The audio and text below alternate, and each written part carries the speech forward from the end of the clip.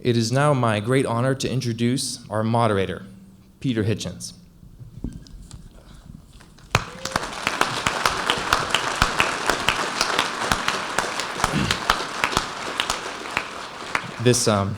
This bio was handed to me. I think it's autobiographical. Peter Hitchens claims to be the world's leading expert in starting an argument in an empty room. He describes himself as a minor celebrity in his own country, Britain, where he is not famous enough to get airline upgrades, but famous enough to have to be very careful to behave extremely well in public. Despite all efforts so far, he remains hopelessly obscure in the USA. He is the author of several unpopular books, unavailable in all leading bookstores. These works on culture, crime, patriotism, politics, and religion have made him many enemies among left-wing thinkers who don't read them because they know they won't like them. He has been personally abused by 2 British prime ministers, one from each party, and recently faced an angry protest against his views on drugs, mounted by a solitary fat man in a woolly hat. He also has a small but dedicated following of embattled social and moral conservatives. Mr. Hitchens is 61 and lives in Oxford, England, though he says he would immigrate if he were younger, probably to Canada. He writes a weekly column in Britain's Mail on Sunday newspaper, broadcasts whenever the BBC will let him. We are very glad to have Mr. Hitchens with us tonight to moderate our debate. Please welcome Peter Hitchens.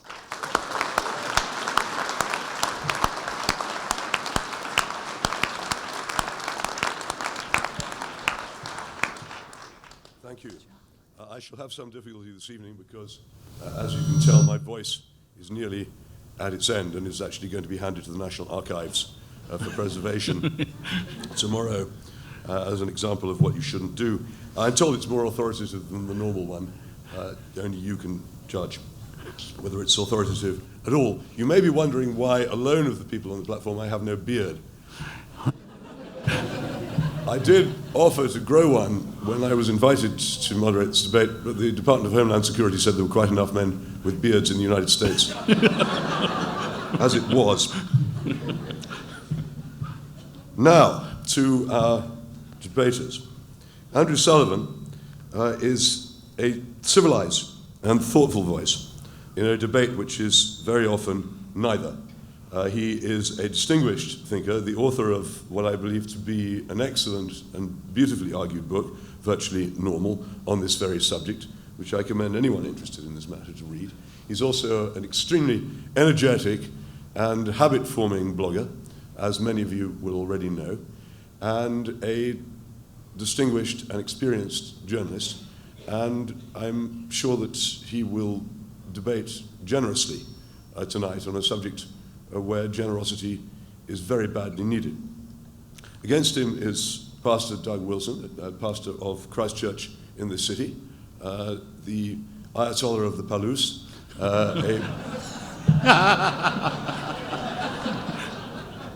a purveyor of weapons-grade Calvinism, a serious educational and social reformer, and a considerable thinker, and again, blogger, whose writing is infused with Woodhousian wit as well as powerful biblical force. So these are your 2 speakers, and I would like you to applaud them thoroughly now while you have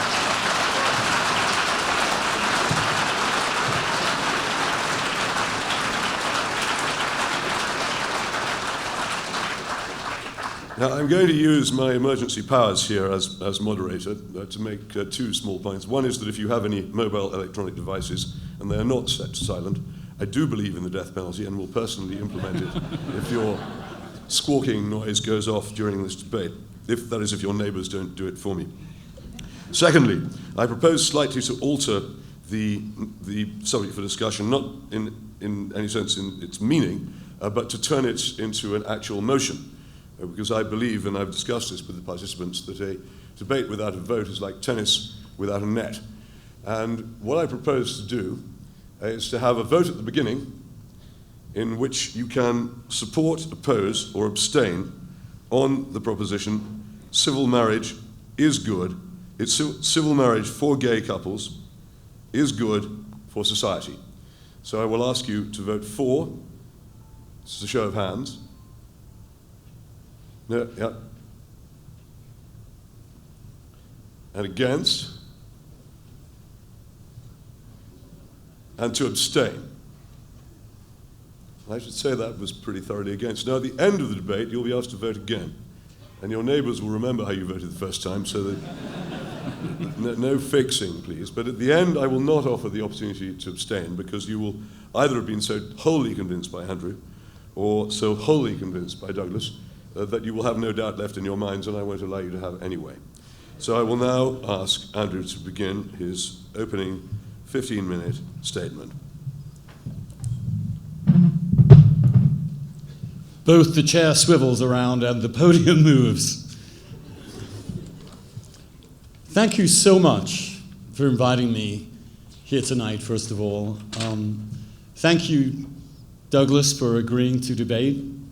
Thank you, my fellow Christians, for inviting me, a dissenter in some ways from many Christians, to participate in what I hope will be a productive and civil debate, conducted with, above all, charity. I want to start with just a few, what I think are sort of empirical things, just so that we get some stuff clear. The first point I want to make very simply is that gay people exist. This was not always believed to be true. For the vast majority of human civilization, gay people were regarded as straight people who wanted to be perverted. We now know that is not true. We know that from psychology. We know the American Psychological Association understands it. My own church, the Roman Catholic Church, believes that homosexuality is innate.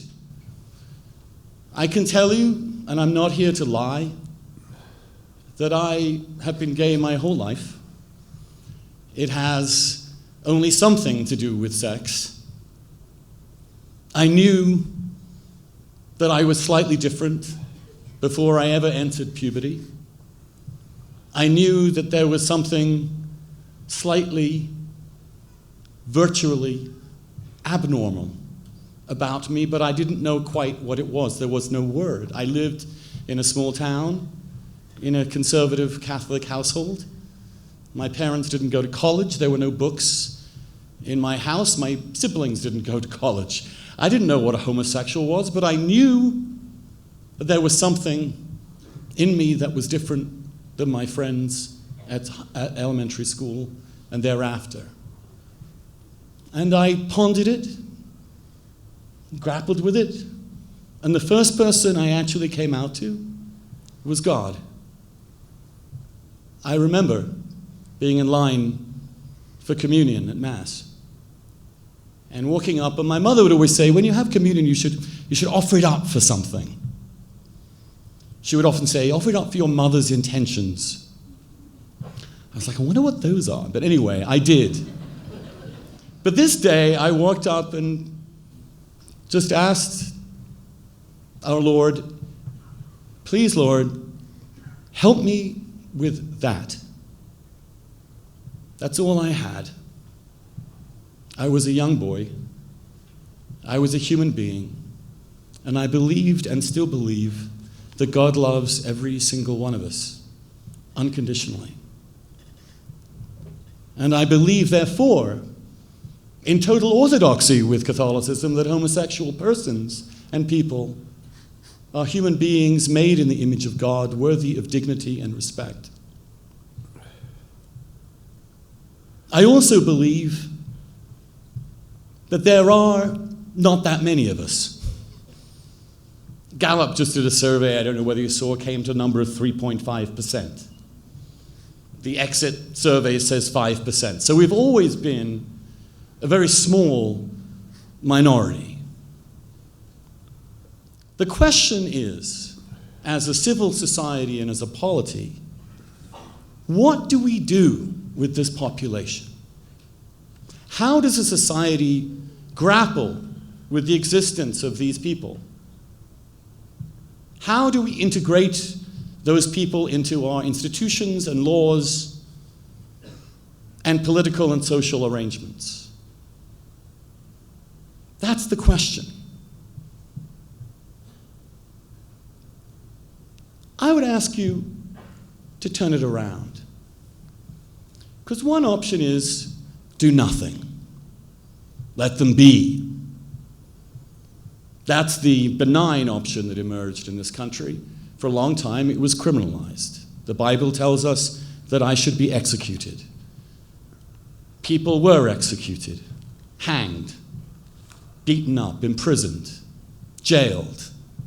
One of the greatest minds of the 20th century, Alan Turing, who cracked the Enigma code against the Nazis, was jailed and had male hormones injected into him to cure him before he killed himself in despair, the father of computer science.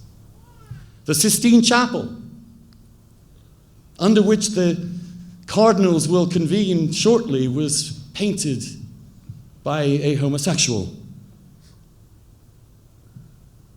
Doing nothing while leaving them alone was an option for a long time. It got a little awkward when they spoke up. It got a little weird when they brought their roommate or friend or whatever lie, and lie is the right word, was used to describe their relationship. But now, even that is no longer an option because gay people have lost the internalization that we are somehow subhuman, intrinsically driven to evil, as the Holy Father has described us. So maybe, given that homosexuality is obviously, and I think quite uncontroversially, defined as the emotional and sexual attraction of one person to another person of the same gender, just as I think heterosexuality is quite obviously the emotional and sexual attraction of one human being for another of the opposite gender. How do we address that phenomenon of love, falling in it, living with someone, sharing your life with them? What institution do we have in our society that is most relevant to that phenomenon? And the answer, of course, is marriage. That is how we deal with it. That is what every straight person who's ever existed has always known. That is where we channel our sexual and emotional feelings to another person in dedication and service and often sacrifice. So one option then, given the fact we can't keep them in the closet anymore because we just won't stay there, given the fact we can't be exterminated, imprisoned, or somehow sequestered away from the rest of society, is something called domestic partnerships or civil unions or civil partnerships or any number of other euphemisms that can be used to describe the relationship of these citizens. And we are citizens too, as equal as anybody, as worthy as anybody in the society. The trouble for me with civil unions and domestic partnerships is that quite obviously they run two very big risks. One is that you divide society by identity politics. You create different classes for different groups of people, whether by race or gender or sexual orientation. But secondly, and most importantly, by creating an institution called domestic partnership or civil union or civil partnership or whatever you want to call it, inevitably that right has to also be extended to heterosexuals. The biggest threat to marriage is creating marriage light. Marriage that we can call something else. When they created civil unions in France, they've seen heterosexuals, especially the men, flocking to them because they require less responsibility, less commitment, less legal force. If you want to weaken civil marriage, create civil unions, give people an easy option, undermine the central institution.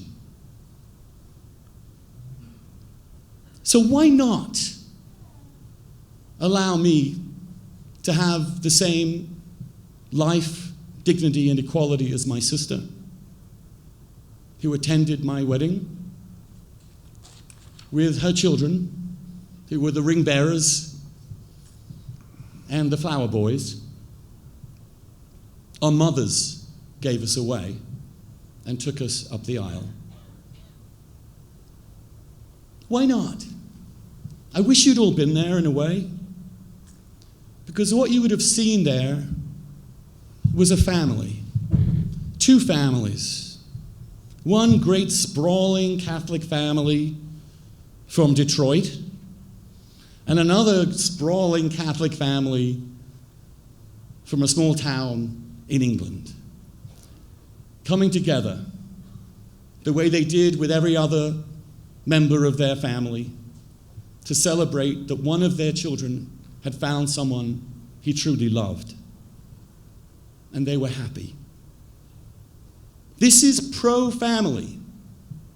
What does husband mean to me? What does marriage mean to me? When I took my vows to be with my husband till death do us part, I took a vow to take care of him, to be responsible for him, to look after him, to be there for him, to support him in sickness and health, because I loved him and committed exclusively to him for the rest of my life. You know what that also does? It allows for exactly what conservatism believes in. It allows for people to take care of themselves, whereas in the alternative, the government would have to take care of them. A single person living alone without that kind of commitment, an accident happens, bad health, sickness, all the exigencies and contingencies of a human existence. The government doesn't have to be there because your husband and your spouse is. It's pro-dignity. It treats me in the same way as my brother and my sister and my mother and my father. Now, does it and will it hurt my sister's marriage? Did her children think, well, obviously our parents' marriage is not as good anymore because Uncle Andrew and Uncle Aaron have gotten married? No, they didn't. Which state has the lowest divorce rate in the country? The first state to bring equal marriage rights. And since in the last decade, as equal marriage rights for gay people has been in the culture, saturated everywhere, divorce rates in this country have declined. We stand in Idaho, not very far from Washington State. Washington State has legal equality for gay couples in marriage. This state does not. Which state has the higher divorce rate? Idaho by a mile. And you can see that throughout it. That this is not attacking anybody's families. Divorce rates are declining. And family and marriage are being celebrated. We gay people cannot be scapegoated for the decline of heterosexual marriage for the one institution we never had any part of and were excluded from. And I want you to ask yourselves this. When they say the happiest day of your life, that's what they mean by your wedding day. When I grew up and realized I was gay and looked into the future and asked myself, what will my life be? I saw nothing but blackness. There was no future. I could have no family. I could not be like my parents. I could not have the treatment of my brother and my sister or my friends. All I can tell you is that now, as I proudly show my wedding ring, that my family and my family life is deeper than ever before. No one lies. No one is dishonest. And the love I feel and the care I take of my husband, I believe deep down in my heart and conscience, and believe me, I have searched both, is the kind of love that God wants for all of us, and the kind of love that makes everything in life worthwhile. Why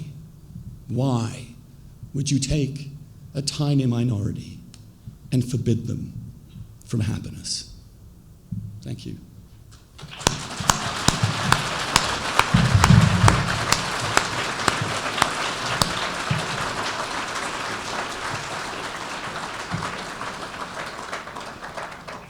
Thank you, Mr. Sullivan. Mr. Wilson, you have 15 minutes. Thank you. Good evening, all of you. I would like to begin by thanking the Lord for how everything came together here tonight. I would like to thank you all for coming, and to the organizers of the debate, I'd like to thank them for all the work they did. And I would like to thank Andrew for agreeing to this debate and coming great distance to participate in it. I would also like to thank him for editing this book, Same-Sex Marriage, Pro and Con, a Reader. I thought he did a fantastic job of pulling together capable representatives of both sides of this issue, and I was very pleased at the absence of straw man argumentation, name-calling, or indignant screeching. I thought the position that I'm representing here tonight, opposition to same-sex marriage, was treated with an appropriate respect throughout, and I was most grateful for it. In fact, I would like to use the mere existence of this book as one of my arguments. And since I'm already here, let me begin with that. While the opponents of same-sex marriage are sometimes compared in this book, to their disadvantage, to various conservatives of yesteryear who were trying to conserve things they shouldn't have been trying to conserve, the overall effect of this book is to make the reader think that the leaders of the opposition to same-sex marriage are morally serious people, whether mistaken or not. They are not driven by irrational hatreds, at least not in this book, or characterized by blind phobias. In short, we do not show up in this book as haters with the appearance of a Bull Connor sort of opposition. Now, this means that to the extent Andrew is willing to treat his opponents as morally serious people, which I appreciate, who have arguments that should be engaged respectfully, to that same extent, he appears to be undercutting the view that the continued unavailability of same-sex marriage in many states is a foundational civil rights issue. If it is a civil rights issue, how could morally serious people be opposed to it? If it is not a civil rights issue, then why is it being pressed upon us in those terms? A similar problem shows up in the arguments in this book against measures like the Defense of Marriage Act, or DOMA. On the one hand, it is argued that states have historically had the right to have different views on the exact boundaries of marriage, legitimate marriage, and that the whole thing is a matter of settled law and procedure and we don't need to worry about it. This is actually quite true, for example, in a situation where two states have differing boundaries when it comes to something like the issues of consanguinity, cousins marrying and that sort of thing. Nothing to see here, folks, just keep moving on. But to the extent that same-sex marriage is a civil rights issue, then the arguments against miscegenation laws, also found in this book, come fully into play. If the Supreme Court could do to a state's prohibition of same-sex marriage what they did in Loving versus Virginia in 1967, then what would the stance of the gay activists be then? Would they argue against that move because it violated states' rights? I don't think that's likely. On top of that, nobody appears to be arguing that marrying your first cousin is a basic fundamental civil right. Still less is there a national controversy about it, with Let Cousins Marry Cousins parades in our major cities.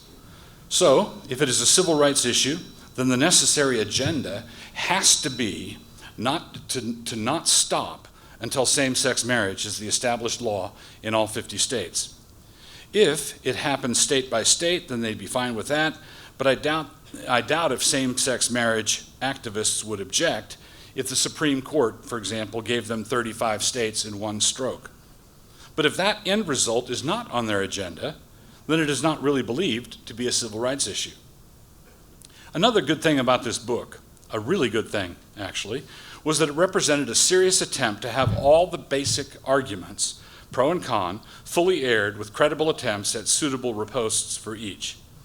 But, perhaps not surprisingly, one of the major arguments that I would want to advance this evening was answered in a way that seemed to me to just exude inadequacy. Is that a nice way of putting it? I hope so. First, it was notable that in these essays, the advocates of same-sex marriage came back at the so-called quote-unquote polygamy argument as a no, of course not sort of response. There was no attempt to swallow the reductio and say, sure, this entails polygamy, so what? The inference that same-sex marriage would be a strong shove down a slippery slope was adamantly rejected. But such a rejection has ramifications of its own. In his essay, Three's a Crowd, Andrew responds to William Bennett and Charles Krauthammer on this point, and I would like to press the point because I think Andrew actually missed what a serious challenge this is. Perhaps the fact that some politicians were chortling when they first advanced the argument distracted Andrew, but there is a real issue here. Before laying out the particular argument, I want to note that this resistance that Andrew has to polygamy grants me a very important point.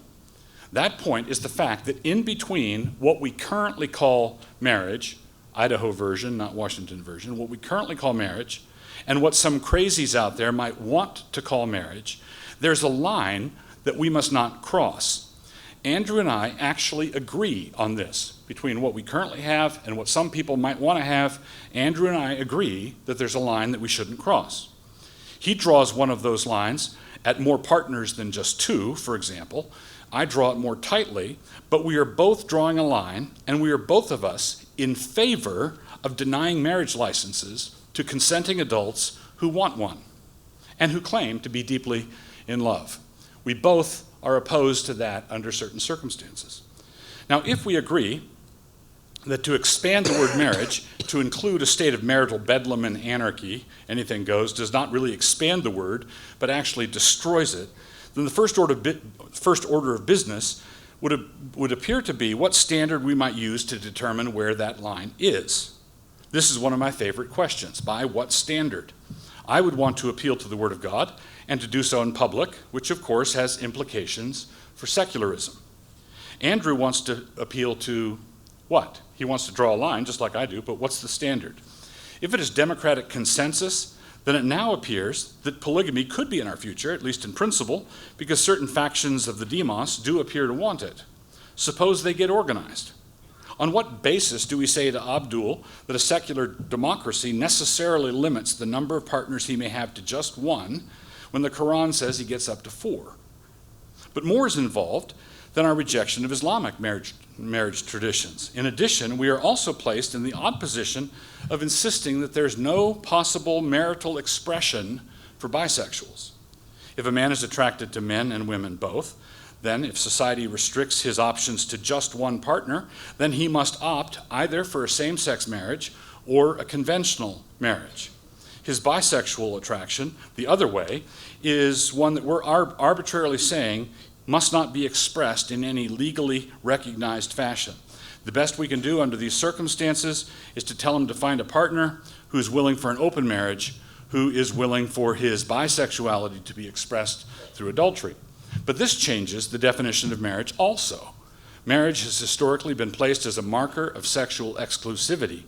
Adultery has occurred, in fact, of course, but pre-planning for the adultery seems to undermine the whole point of marriage in the first place.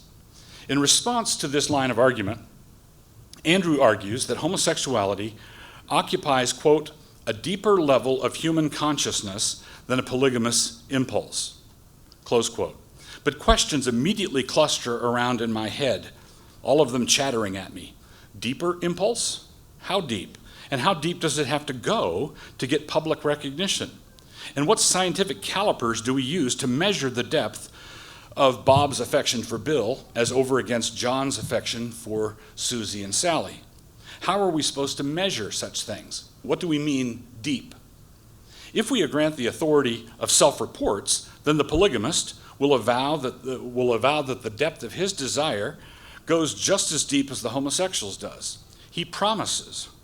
If we measure by human history, homosexuality, polyamory, and promiscuity are all common enough, but when it comes to being enshrined in what are called marriages, polygamy has a much more established record to appeal to. And if we measure by the diversity is good approach to culture, where do we get off saying diversity is good until we start to get some?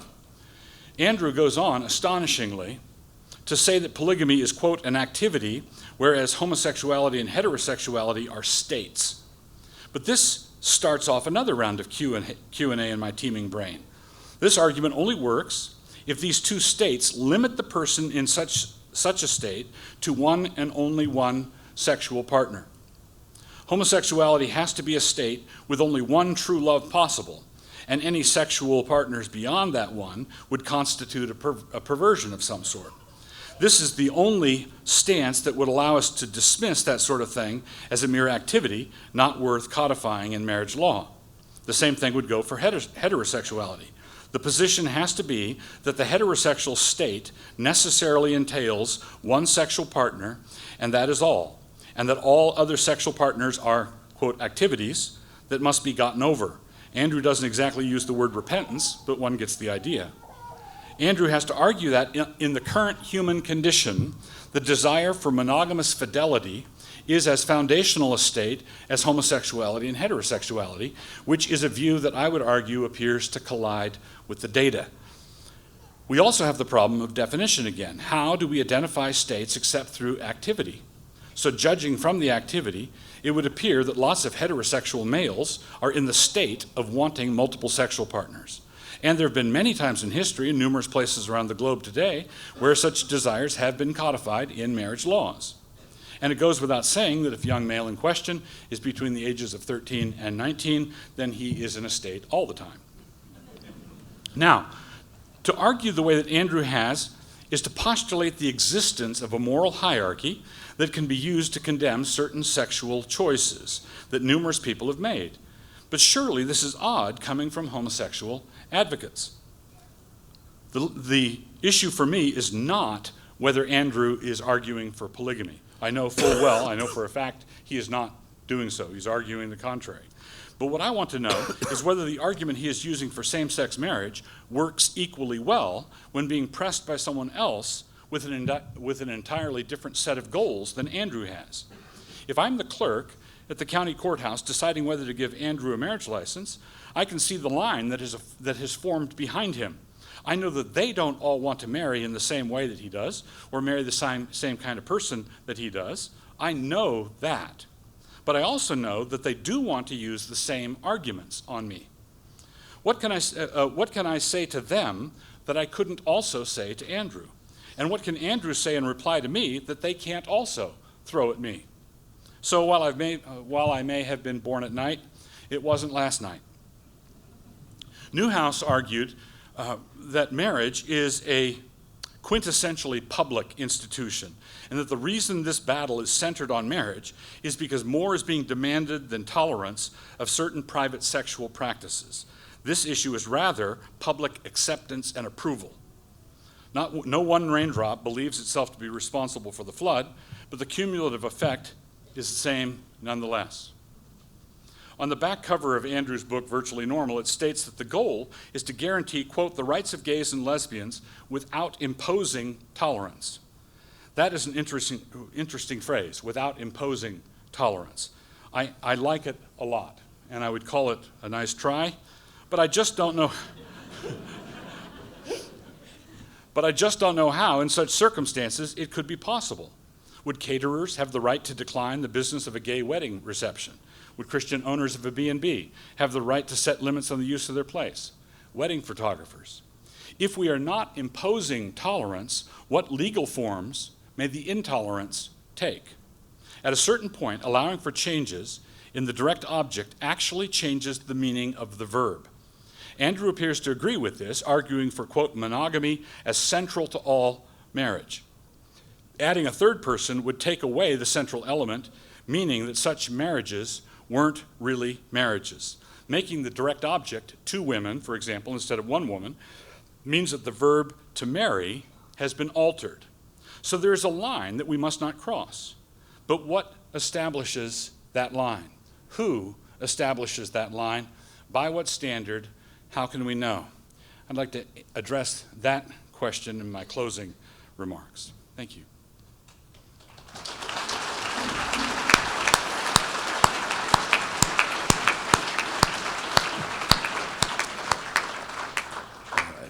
It's now my turn to irritate you both.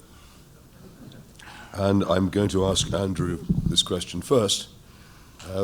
And it is this: which of your opponent's arguments are you most worried by? I'm very confident of my own arguments, which is why I And I'll ask you that. you're moderating this debate, not conducting it.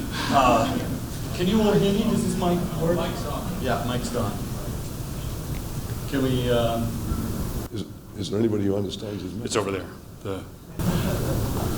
Can someone switch it back on?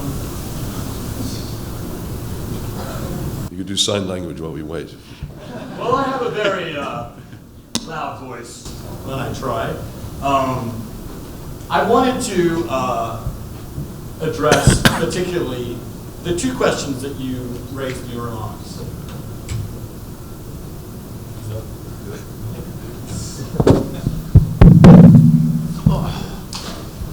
It turns out you just have to turn it on.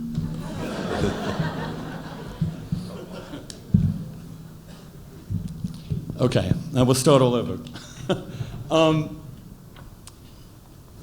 I want to go, if you don't mind, I'd like to actually engage directly with the points that Douglas just made, in the order that he made them. Is that permissible?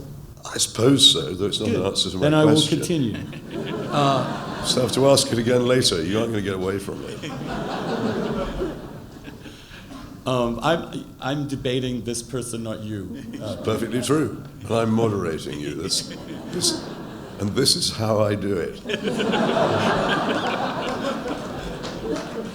Well, it turns out we can redefine the moderator term as well. Why not? We're redefining everything else. Because I think Douglas raises a couple of very important and serious points that are vital. The first, and let me go through them one by one. The first is, if this is a civil rights issue, why is there any objection to imposing it by the court on the entire United States of America? Now, I am, as you may know, an outlier in some gay politics circles. And when I first proposed marriage rights, I was opposed for the first 10 years by the gay left, then by the religious right.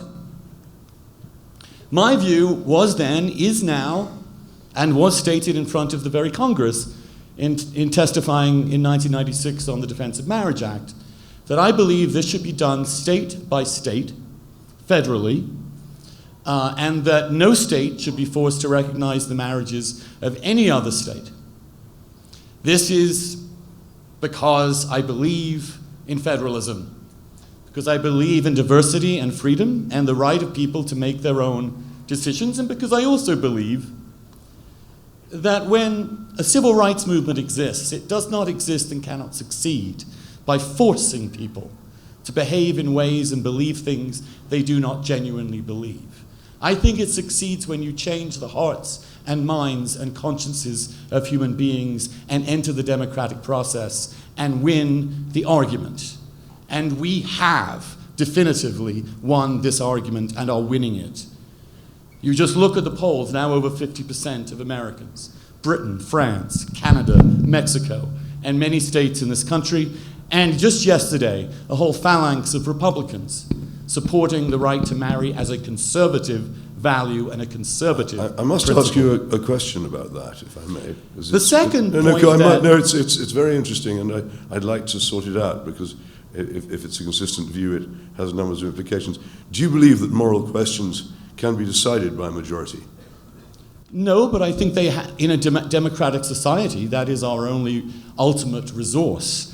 I believe in democracy. I do believe at some point that people have the right to determine their own future, and I do believe in a limited role it's a for different courts. point, isn't it? But again, Peter, I am not debating you. No, I did no, not agree to debate This you. is the bit where I ask you two questions, however, and so to an extent, you're not debating me, but you are answering my questions. You are. I can stop you, and I can turn to your fellow debater as well, because I have. Well, then, when you want to debate him, but I just want to ask that question because it's an important thing. I am not debating you, Mr. Hitchens. No. I am debating Mr. Wilson. I'm not debating and I am you. addressing his points very faithfully, and I ask you to be quiet while I do so. Yes.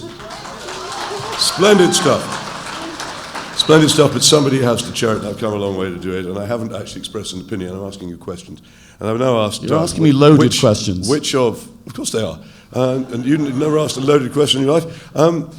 Doug, I'm going to ask you which of his arguments you find most worrying. Most worrying?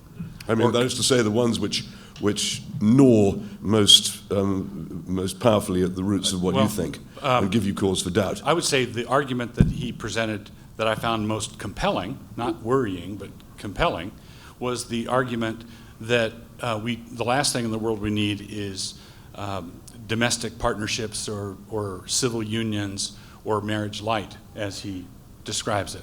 I believe that to go that way is simply a halfway house toward homosexual marriage, same-sex marriage to begin with, but I believe that he's exactly right that we could predict that civil unions would have to be available to heterosexuals as well, and it would simply degrade the institution of marriage further. I find that argument not worrisome, but I do find it compelling.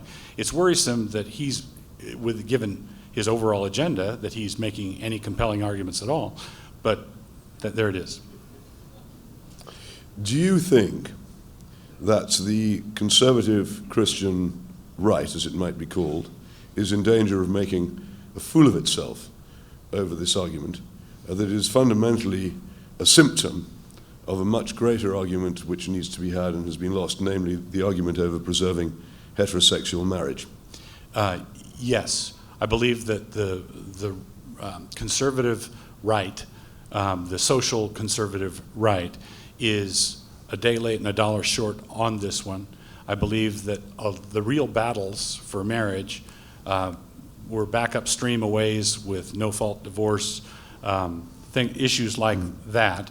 And when in this book, Andrew and others point out that the institution of marriage has been thoroughly disgraced by heteros long before any homosexuals came anywhere near it, I find that is a very telling point. I think that that's a good point, and I think conservatives are too often in the position of watching a movie that they don't like. They get a DVD and they're watching a movie, and that gets to a really icky part, and they rewind it 5 minutes and try again, and it just doesn't work that way. You have to question the whole project.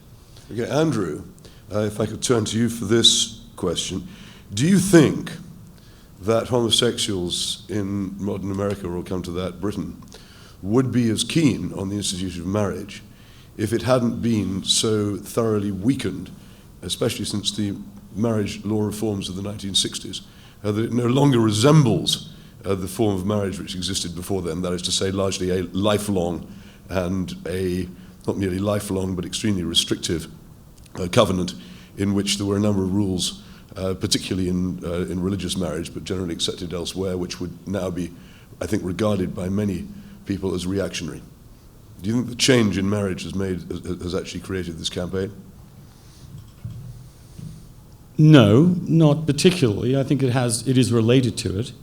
Now that we're apparently having an interview, I think that the core foundation of the Catholic position, which is that marriage is entirely about procreating, and that any sexual activity outside a marital sexual act that is open to procreation is invalid, and that is what defines marriage, which is what the Catholic position is, was rendered moot by the pill. I think that once sexuality becomes, and is universally understood to be non-procreative. And remember, marriage was partly because straight people would have sex and have babies and need to create a way to bring those babies up, which is why I support it. You won't find any bigger supporter of heterosexual marriage than me. Were it not for heterosexual marriage, I would not exist. I was actually, my mother once said, your sister was an accident, but you were a mistake. I'm living proof that the rhythm method doesn't work. But once marriage is not about procreation entirely, once we allow infertile couples to marry, once we allow and completely accept people to have marriages without children, once we have created a society in which divorce is common and in fact ubiquitous, what you have done is you have already changed the nature of marriage, and you have to be on the defensive to argue why this group of people should still be excluded. And let me make one final point. I take very seriously the vow, till death do us part. My husband and I recently had a big fight, the way married couples do. And one reason I'm happy we're married is that I was able to say at the first, look, I'm going to be with you till I or you die. So let's figure out how to live and get through this problem. And the only thing that Jesus in the gospel says about marriage is that it should be lifelong without divorce. Yeah. The only specific Jesus statement about marriage. And I believe that. And I intend to uphold that vow. And oddly, when you have been excluded from an institution, deemed subhuman, unable to love, a pervert, a sexual degenerate, someone who should really belong in jail for centuries, and you long for that, you actually kind of value it more. You know, heterosexuals, I think, can take marriage for granted. It's the default. Those of us who were kept out of it, told we were unworthy of it, told that we should be single and have no emotional or sexual life at all, let alone a recognized relationship. I think we are the strongest believers in marriage in our society right now. I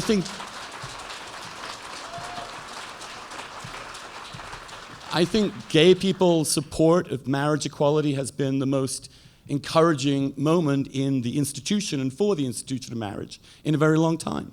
Doug, would you care to respond to that? Yes, I would like to ask why, in a secular democracy, the words of Jesus have any authority at all? They don't.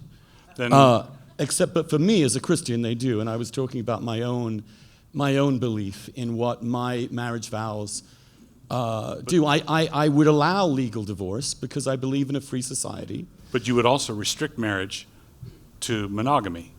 I would restrict marriage to two people, to fidelity, and yes, monogamy, even though we all know that's very hard. And I do think that's the ideal. We all know that breaks down in practice, but yes, that is the model that I would uphold and believe in.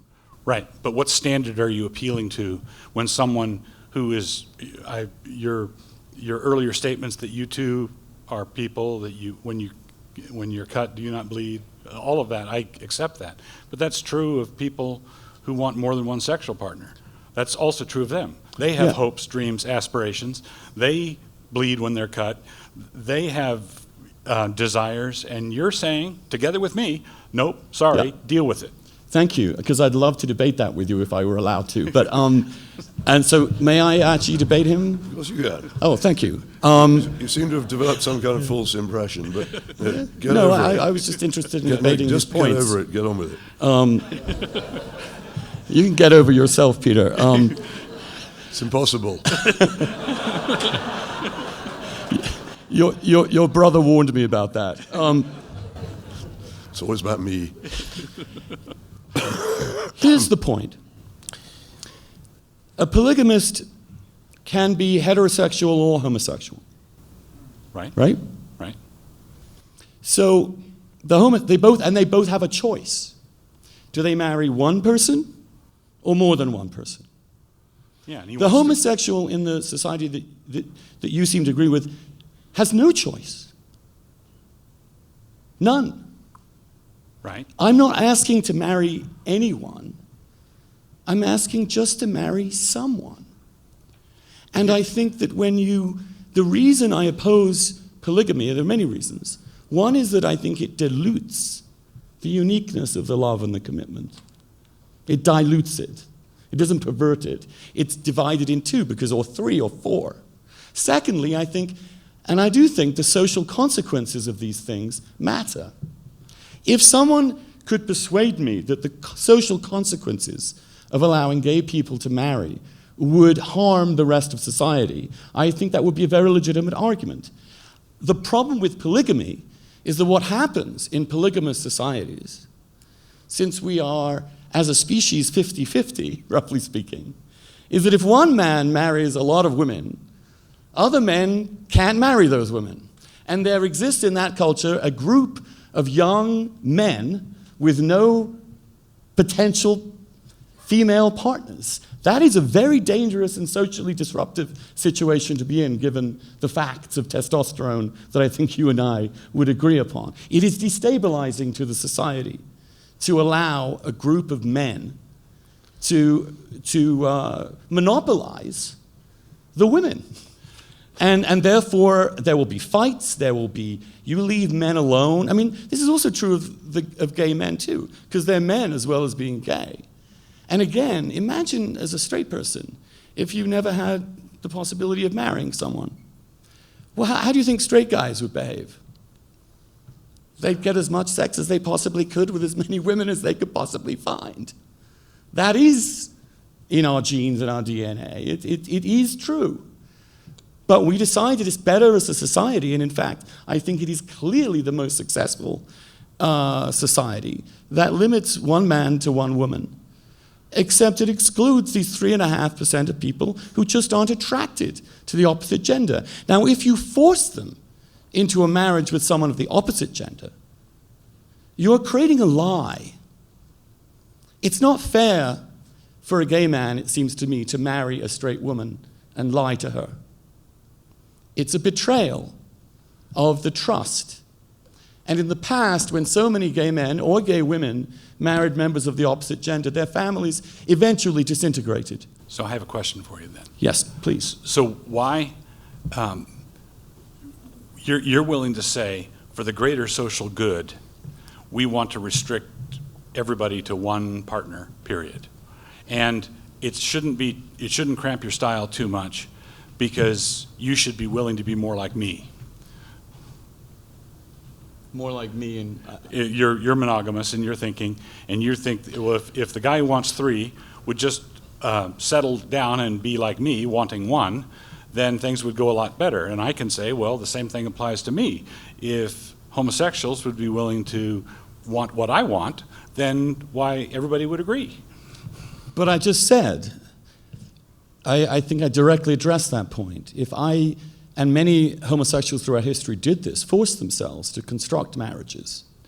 Well, I'm not talking about forcing homosexuals to marry. Oh, no, I don't mean you're putting a gun at their heads. I mean, they feel it's against God's law, say, right. And therefore they should marry, like Ted Haggard, right. the leading National Association of Evangelicals, or whether Cardinal O'Brien, the leading Catholic cardinal in Britain, who has condemned gay marriage in the most powerful terms and is now barred from going to Rome because he's actually been sexually harassing men for his entire life.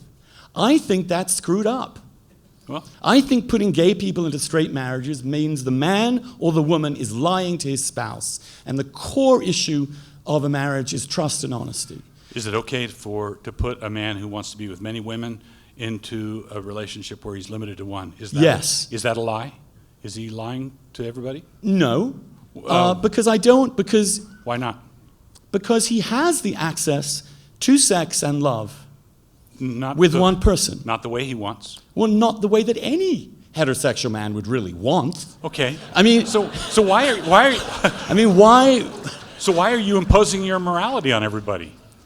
I'm not imposing morality. I'm making. You're telling people that they can't express maritally what they would want to do if you would let them do it. I am saying in a democratic debate, these are the arguments that I would use to say that it's destabilizing for society, destroys our social stability, and therefore we should oppose it. And those polygamists already have, well, let's just call them men.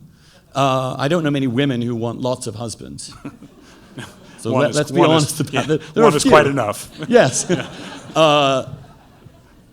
I think, as I said, and the reasons I gave, that's destabilizing because of the society will have a group of unmarried men who will create trouble, commit crime, have sex with and adultery, and there will be all sorts of, you go back to Mitt Romney's great-great-great-grandfathers. So do you... His great-great-grandfather was killed by the husband of his 14th wife.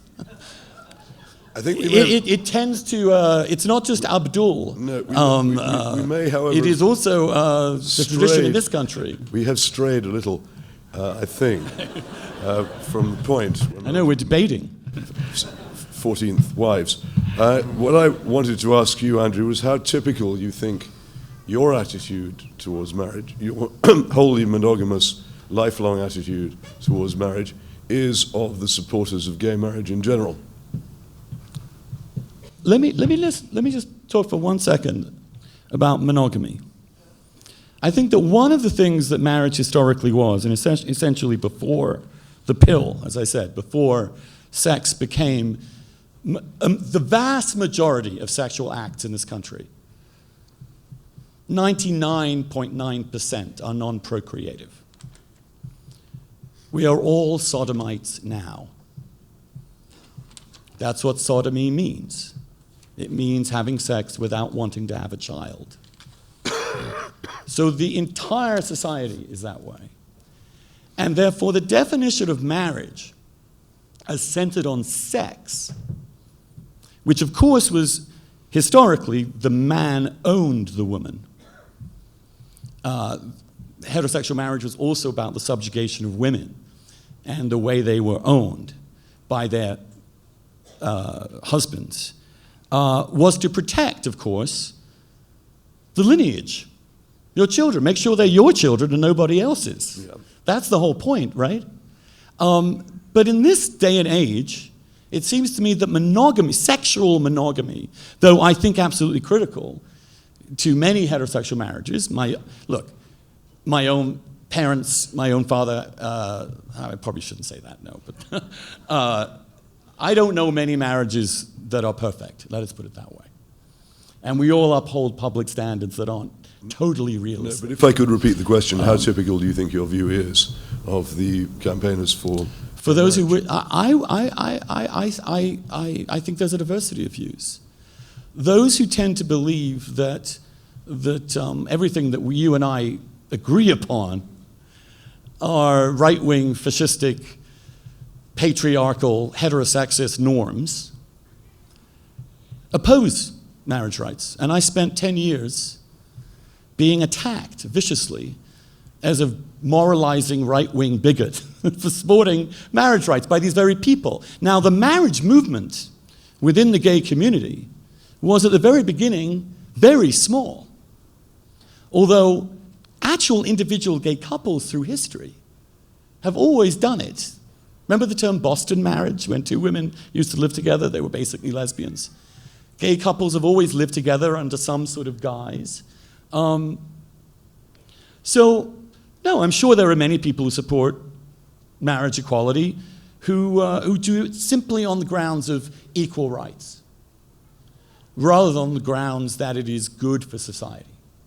Well, and I think it's both. But also, some of these people may not share your views on monogamy. You mean they may commit adultery and they may get divorced? So why are they singled out and not all the straight people who commit adultery and divorce? It's not a question of singling out. It's a simple technical question. You, as I said at the very beginning of my introduction, are distinguished in this argument for your civilized approach to it and your willingness to listen to opponents. Those of us who have, on occasion, tried to argue the other thing often find opposition of a slightly shriller nature. Yes, and it's regrettable. Exactly, but I mean, I just really wanted to see if you felt that there were people on your side of the argument who you did not think were as sincere as you. They've come around. I wish I could say that I had persuaded them with my arguments, but I didn't. But the issue is not, this is important, the issue is not whether people commit adultery or stray from their vows. The issue is arguing for that as a principled openness. Right. So in heterosexual marriage, there have always been adulterers, and there's been adultery as unfortunately all too common. But there have been very, very few people arguing for open marriages where the adultery is expected.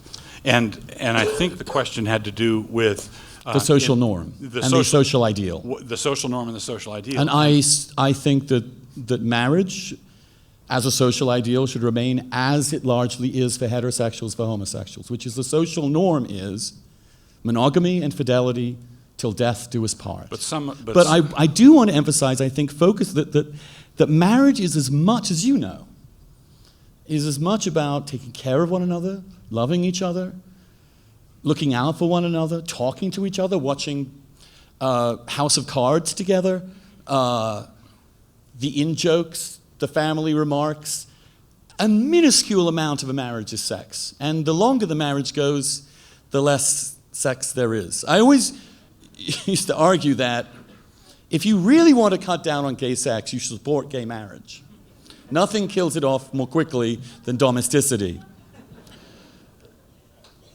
But that does not mean that I support a redefinition of marriage that makes the commitment to that person trivial. But you do agree that there's a line between where we are now and what some people want to call marriage that changes, where you change the direct object, is to change the meaning of the verb. Well, I think people who want to have an open relationship, and it's in a free country, that's what people can do, tend not to be people who want to get married.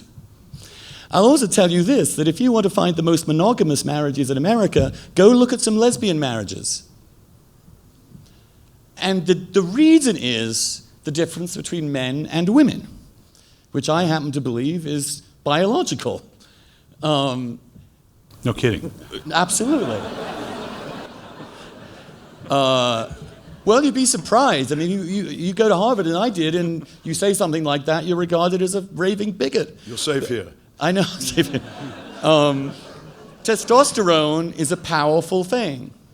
So, in some ways, I will, and I have conceded this. I do think that two men in a marriage, the likelihood of fooling around is going to be higher than in a heterosexual marriage, by virtue of the fact that they're men, not that they're gay. But I also think that the majority of lesbian marriages are likely to be more monogamous than heterosexual marriages.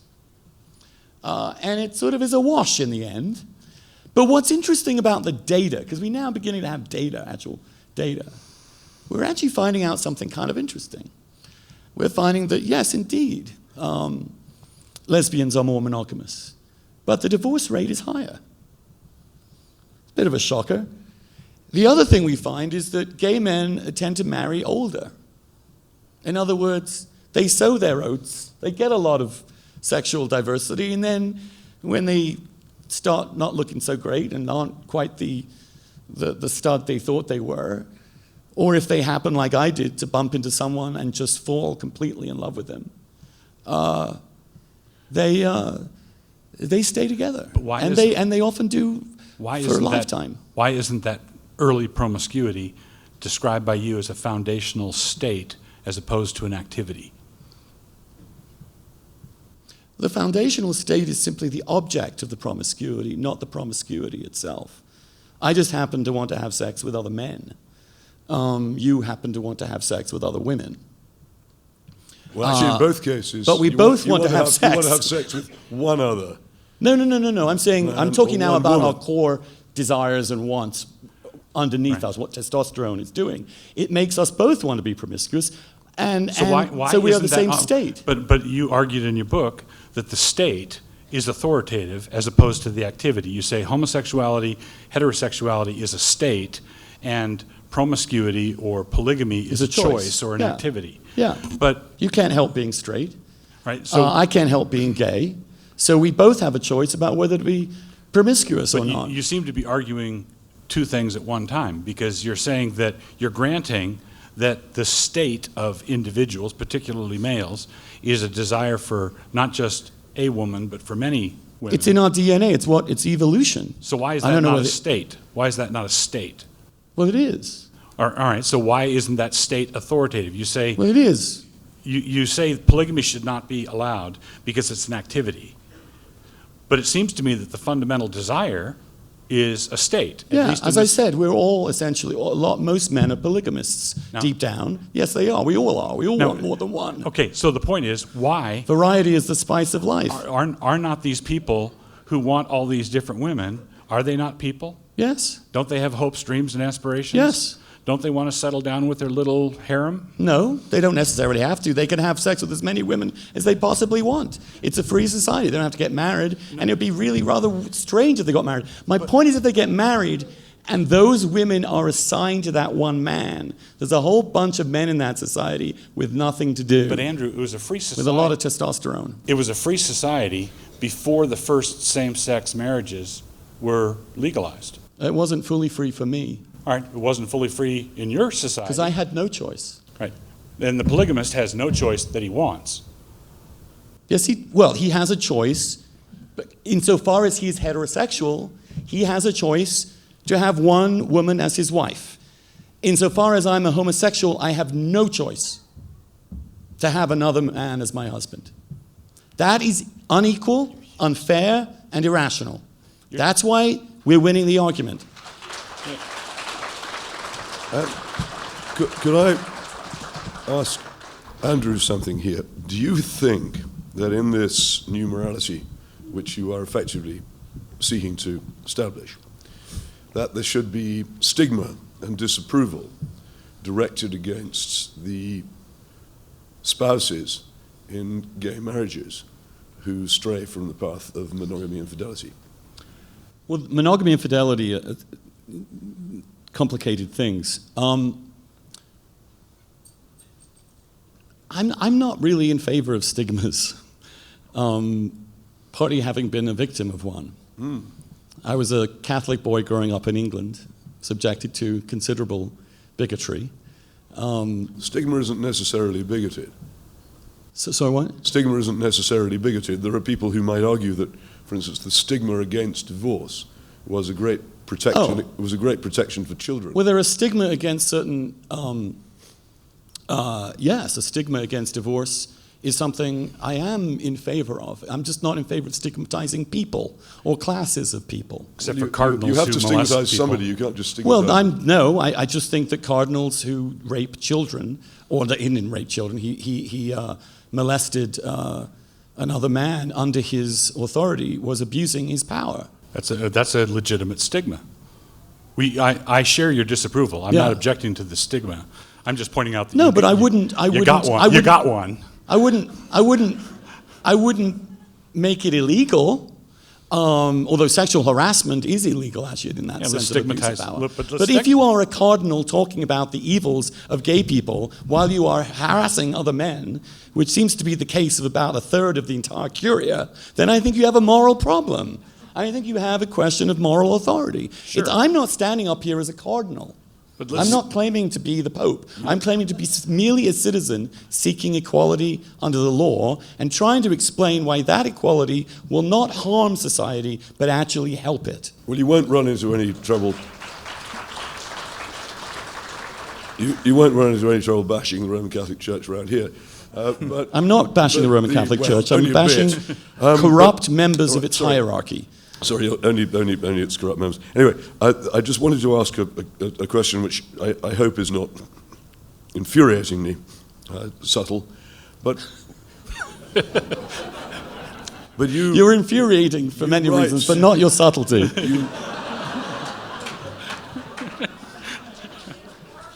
You write repeatedly about being excluded from marriage.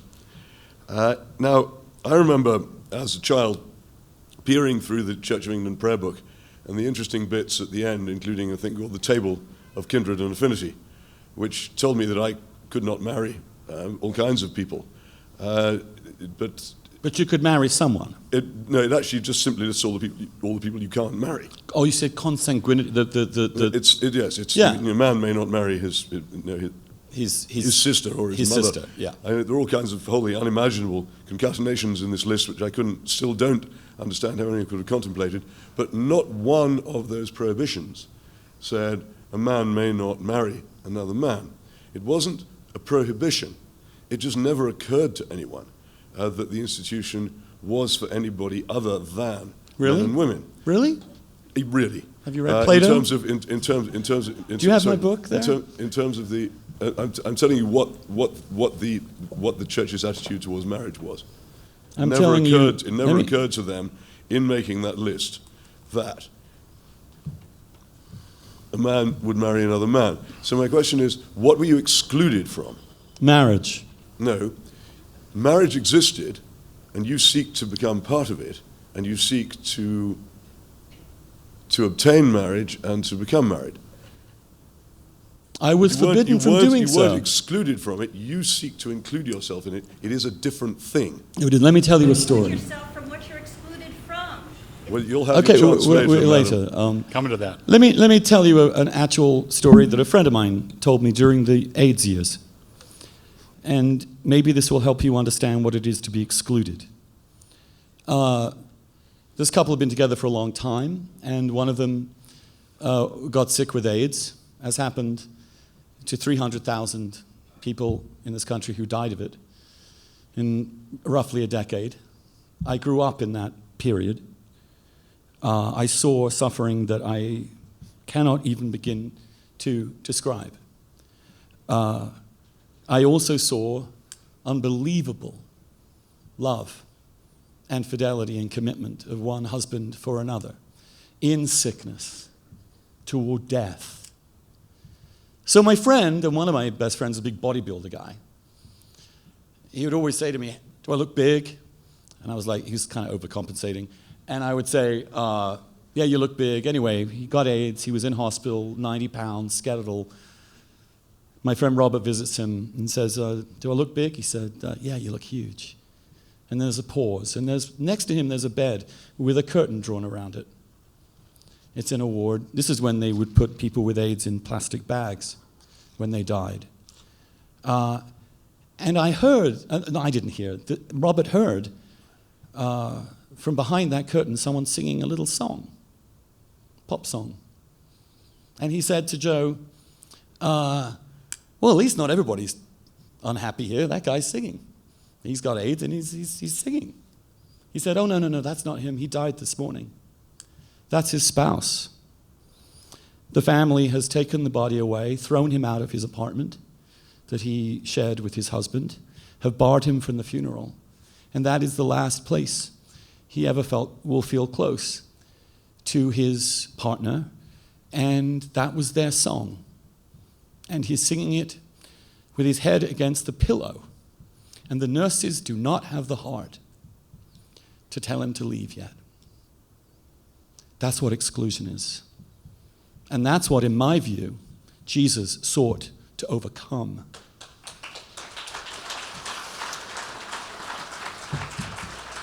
Well, on that eloquent note, we finished this contentious session, and it's time, or will be after a break of 5 minutes, which is about to begin, time for you to put your questions. If you would form orderly lines behind each microphone, depending on which person you wish to ask a question, please do so. But we will break now for 5 minutes and then resume. Okay. When I say questions, I mean questions. No speeches. Only questions. If you make a speech, you'll just have to stop. So, as I understand it, this line is to ask questions of Mr. Wilson, and this to ask questions of Mr. Sullivan. I will take you in strict alternation. So, madam, your question, please. First, I'd like to apologize for interrupting you. I find your behavior to be rude and condescending, but mine was rude and equally condescending, so I do apologize. Oh, please, I don't also worry. want to say that, Mr. Wilson, you've been remarkably polite and respectful to Mr. Sullivan tonight, and I really appreciate that. I truly do. particularly because over the last decade or so I've been reading much of your work, and in your works you gleefully make use of names like sodomite, which you know to be an error from the original Greek and Hebrew usage of the word, catamite, homo, and my favorite bad example of yours, poofter. You also not only tell jokes that mock and denigrate gay people, but you defend biblically the telling of jokes that mock and denigrate gay people. I know you wish to be considered a man of integrity who varies not his message from one venue to another, so I'd like to know if you would either want to call Mr. Sullivan a poofter in front of all of us, since you have a real live gay man here, or if you'd like to simply tell him a joke that denigrates the people he identifies with and the people whose rights he is seeking tonight to help secure. Thank you very much. Sure. First with the joke. Why do Episcopalians are not able to play chess anymore? Because everybody on the board is a queen. That's hysterical. No, because they can't tell the difference between a bishop and a queen. So that, yeah, so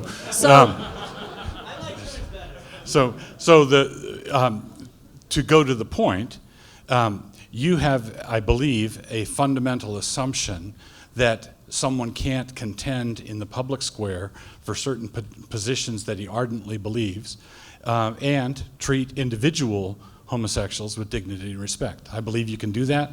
I'm not trying to alter or trim my sails for one situation to another, and what you've seen in the last 10 years, you can expect to see for the next 10. Okay, so under what circumstances would you engage in some degree of internal moral consistency? Why not just go ahead and say, Mr. Sullivan, I think that you and your husband are real poofters, homos, buggerers, catamites, and sodomites. Why not? I think your first question was wonderful, but don't spoil it now. It's time. Mr. Hitchens, the day I need your guidance will be a long day from now, indeed. You've had a question. I'm being fair.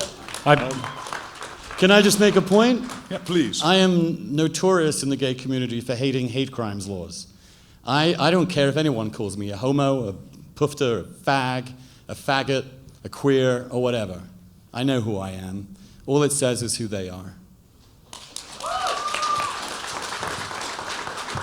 And I will say in one sentence that while I do have from time to time driven 65 miles an hour on the freeway, I don't drive that way on the sidewalk. I don't believe in a one-size-fits-all approach to life. Right. As a cyclist, I've missed the point of that one. It was overly subtle, like your earlier thing. May we now please have our next question from this? Yes, perhaps, is this microphone? Yeah, okay, it is. My name is Jaron Robinson. I'm a law student at the University of Idaho. First, I want to thank you, Mr. Sullivan, for coming. I appreciate your presence here. And I appreciate both the accents, by the way. It's very entertaining. What about mine? We don't have accents, it's you who have accents. I know. I lived in Moscow for a while, Mr. Wilson, so I apologize. It's not different. Question. Yes, question. I apologize. All right, so earlier you brought up the curious fact of the human sex ratio across the world, relatively being a 1-to-1 ratio. So I was curious how you would respond to the argument that perhaps marriage is not only based on a monogamistic perspective, but also predicated fundamentally on the difference between the genders, between male and female.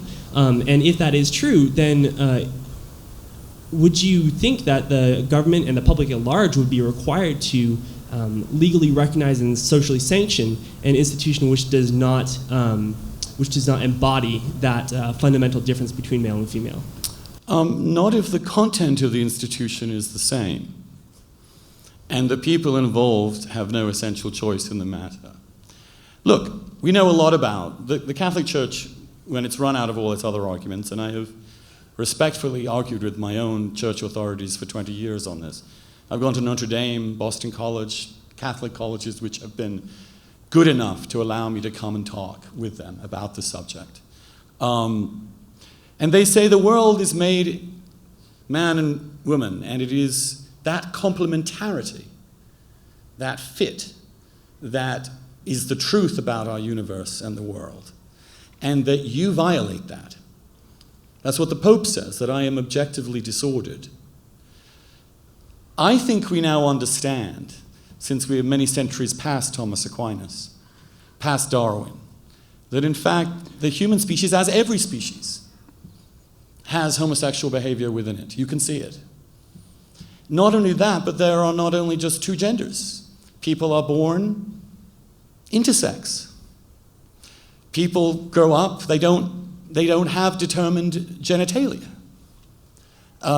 There are species of grass that have dozens of genders. There are species of fish that a male become female and then go male again. We now know what nature is.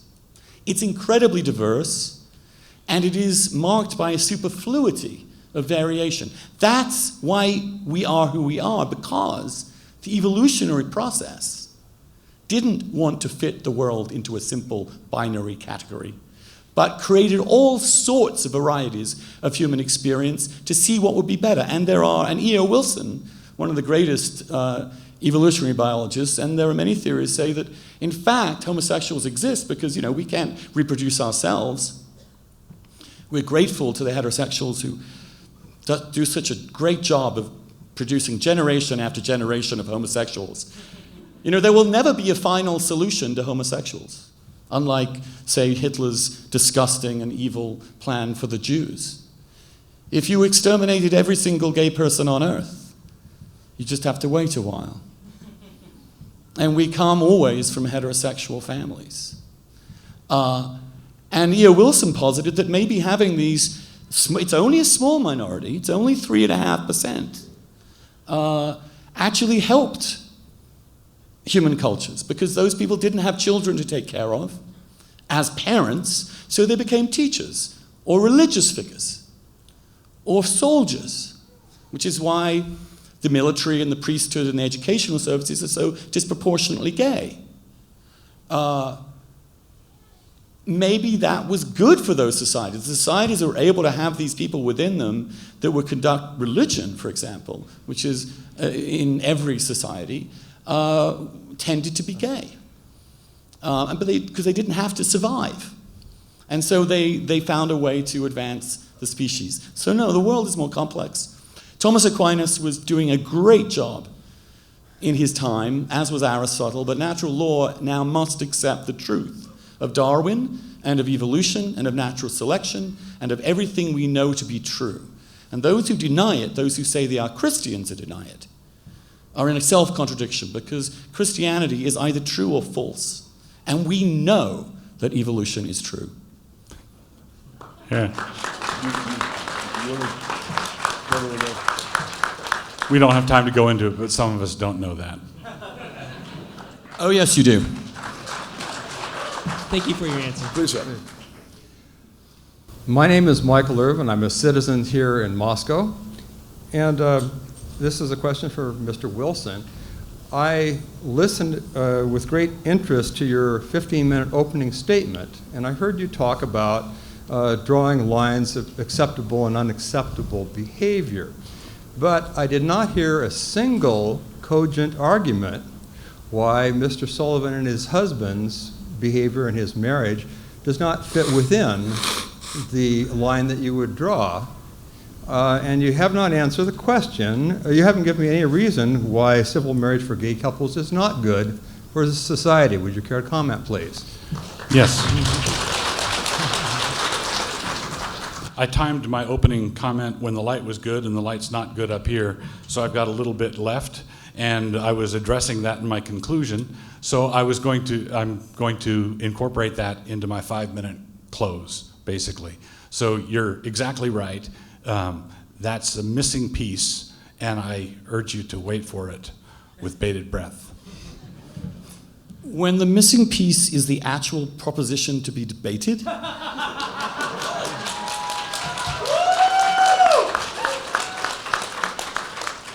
is civil marriage for gay couples good for society? Is it unfair to ask you to answer that now? Why didn't you answer it at the beginning? In the tradition that I was trained in, the conclusions usually come at the end of the argument. And this is a premise. This core of the argument. It's not a conclusion. No, the fundamental conclusion. If it's your conclusion, you don't give me a chance to engage it, right? So you're actually shutting off the debate by keeping the key argument to the end. It was the gentleman with the card saying 30 seconds left who shut it off. Well, no, now you have all the time in the world to answer the man's question. I'm happy to answer your question. All right? The reason civil marriage, and it was implicit in what I was saying in the part that I did present, the reason civil marriage for homosexuals is not good for society is that the changing of the direct object from a woman to a man, when a man is considering marriage, to change the direct object does more than change the direct object, it changes the meaning of the verb. So the verb to marry is changed for all of us. It does not just alter, we're not taking a house and adding an extra room. What we're doing is we're going into a new state of affairs where to allow marriage between a man and a woman is to open the doors to a dilution of what it means to marry at all. And I believe, and this is an area where Andrew and I agree, that an established social institution like marriage ought not to be messed with.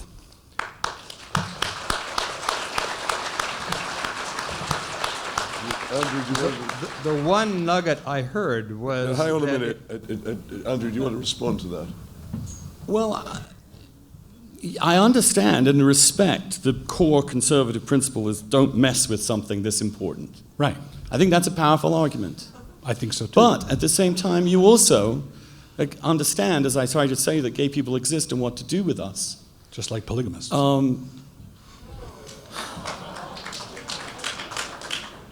You're a polygamist as well as I, as we discussed it earlier. So why won't you let me marry that way? Where's the hate, man? You know? Maybe that is the other side of you, Mr. Wilson, coming out there, describing a whole group of people who seek this version and equating them with something else, which I've clearly said I don't agree with. What I would ask you is this. I understand that impulse. I think it's a good impulse. That's why I'm a federalist. I don't want the whole thing to be imposed.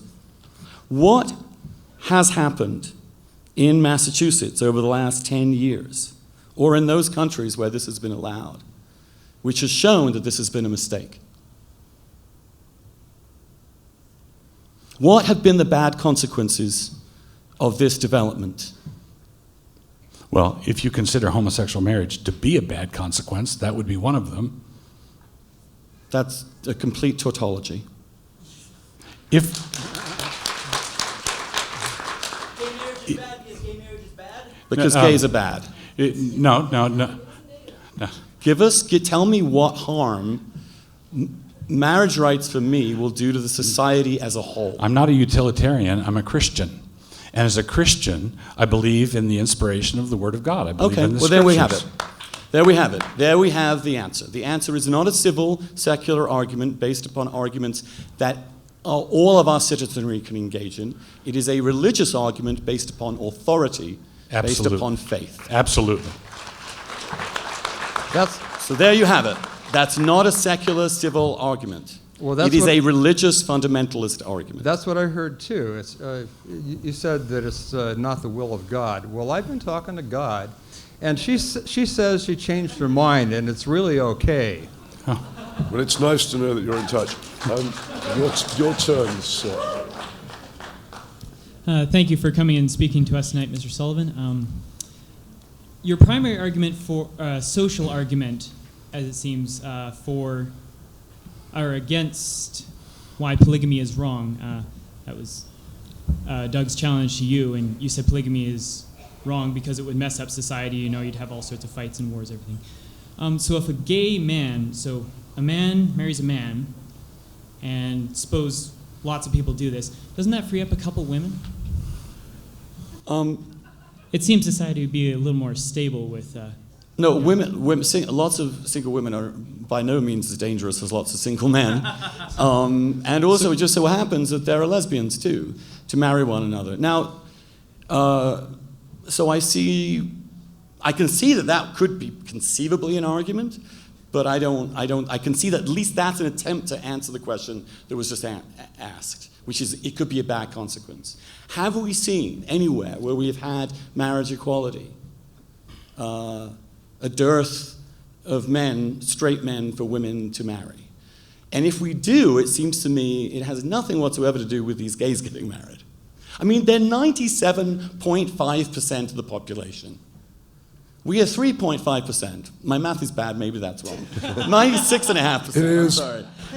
I'm sorry. So who's likely to influence whom?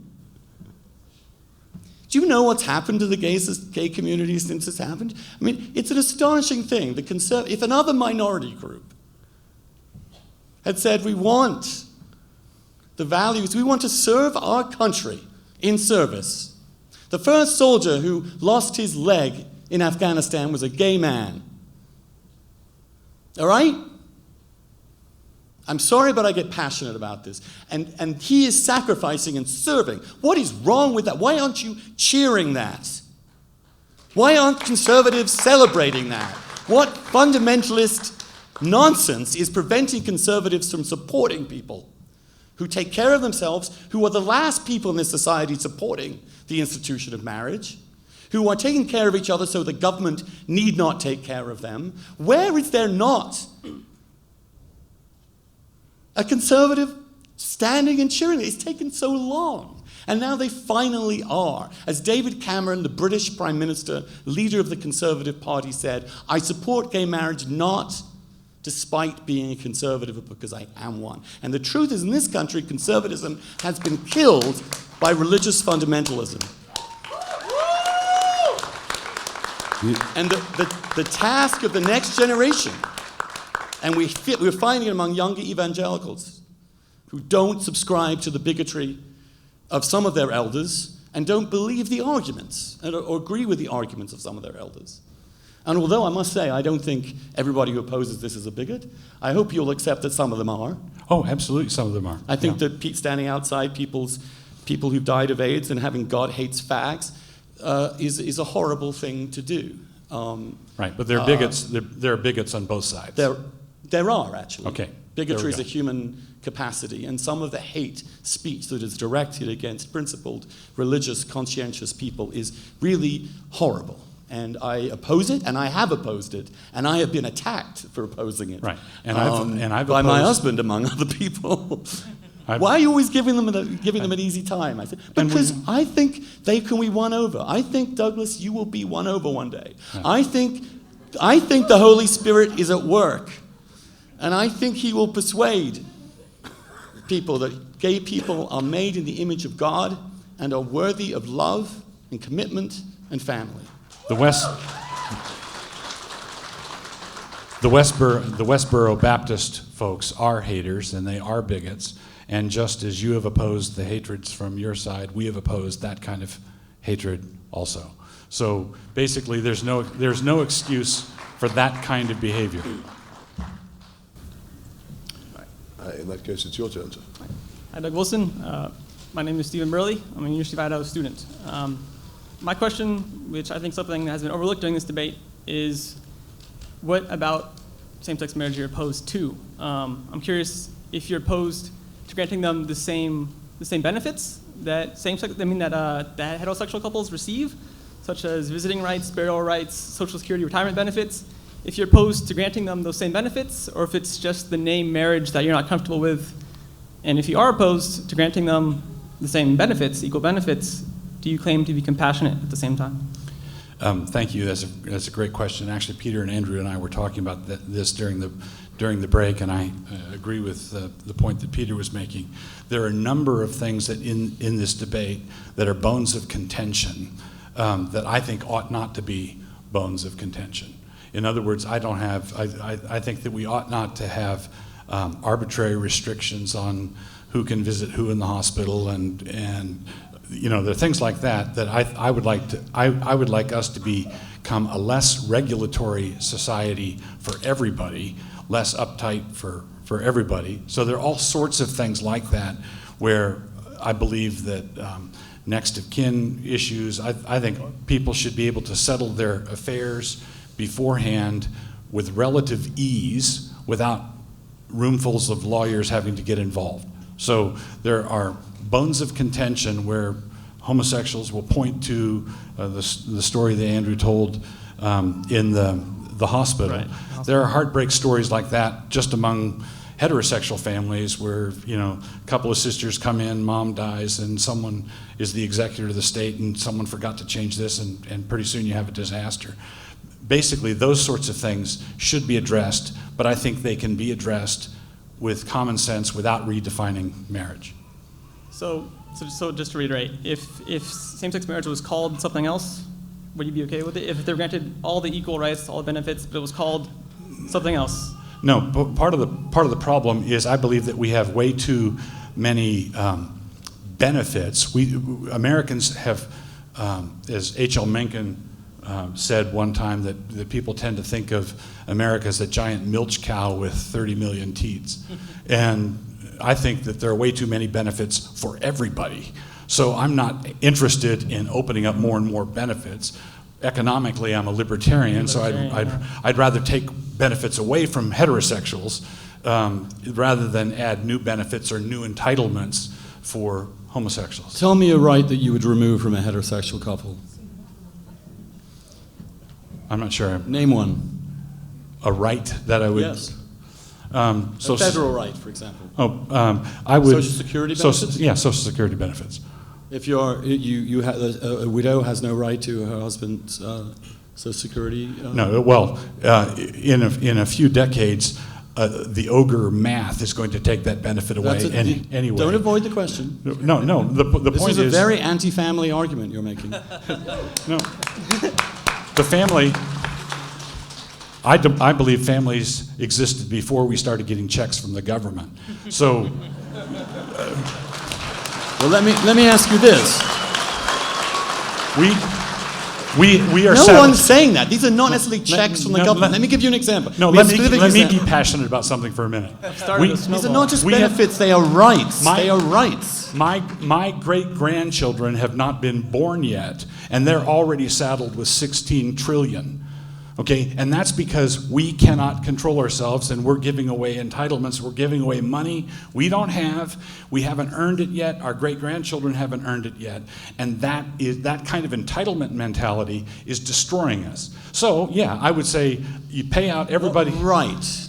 Now, let me say this. For example, a spouse cannot be forced to provide evidence against his or her spouse in court.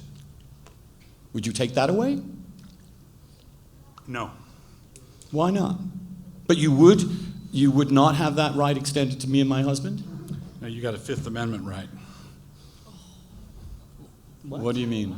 The common law right that allows a spouse to not testify against... But I'm not a spouse under federal law. My point is that the protection that that common law provision provides is the protection against self-incrimination. No. Let me give you, and since that's doesn't work. Let's say you travel, you live abroad for a period of time, and you fall in love with someone from another country, which happens all the time. Yes. Do you think that the heterosexual, the American, has a right, if they marry that person, to bring that person back into the United States and live as a married couple? Mm-hmm. That's been the law since marriage ever began. Yes. But not if it were a homosexual couple. Right. Why? Because I'm opposed to homosexual marriage. That's a tautology again.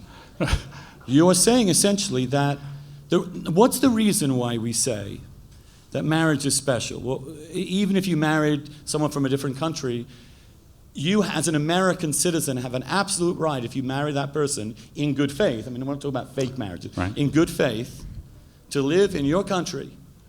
There is now a growing diaspora of American citizens having to live in other countries with their spouses who are legally married in America, who are barred from bringing their spouses into this country. That is tearing families apart.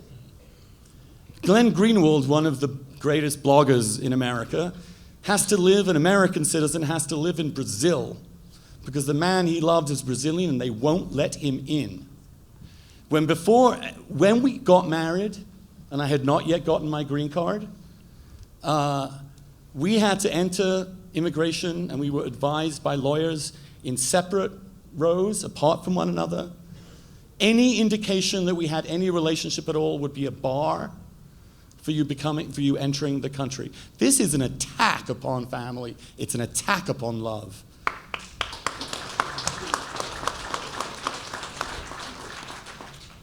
By the way, that questioner had an awesome beard. I just want to. I know, right? I want to compliment That guy was yours awesome. too. Cheers. You have no beard, but you have a beard. Get him out. Mr. Sullivan, I've appreciated very many of the things that you've said tonight, especially going back to polygamy, when you said polygamy dilutes the meaning, the loving bond of marriage. I think that's a pretty direct quote. Dilutes the loving bond of marriage, and it disrupts the male-female ratio for marriage. I appreciate those statements very much. I'm trying to square that, and I'm getting to my question.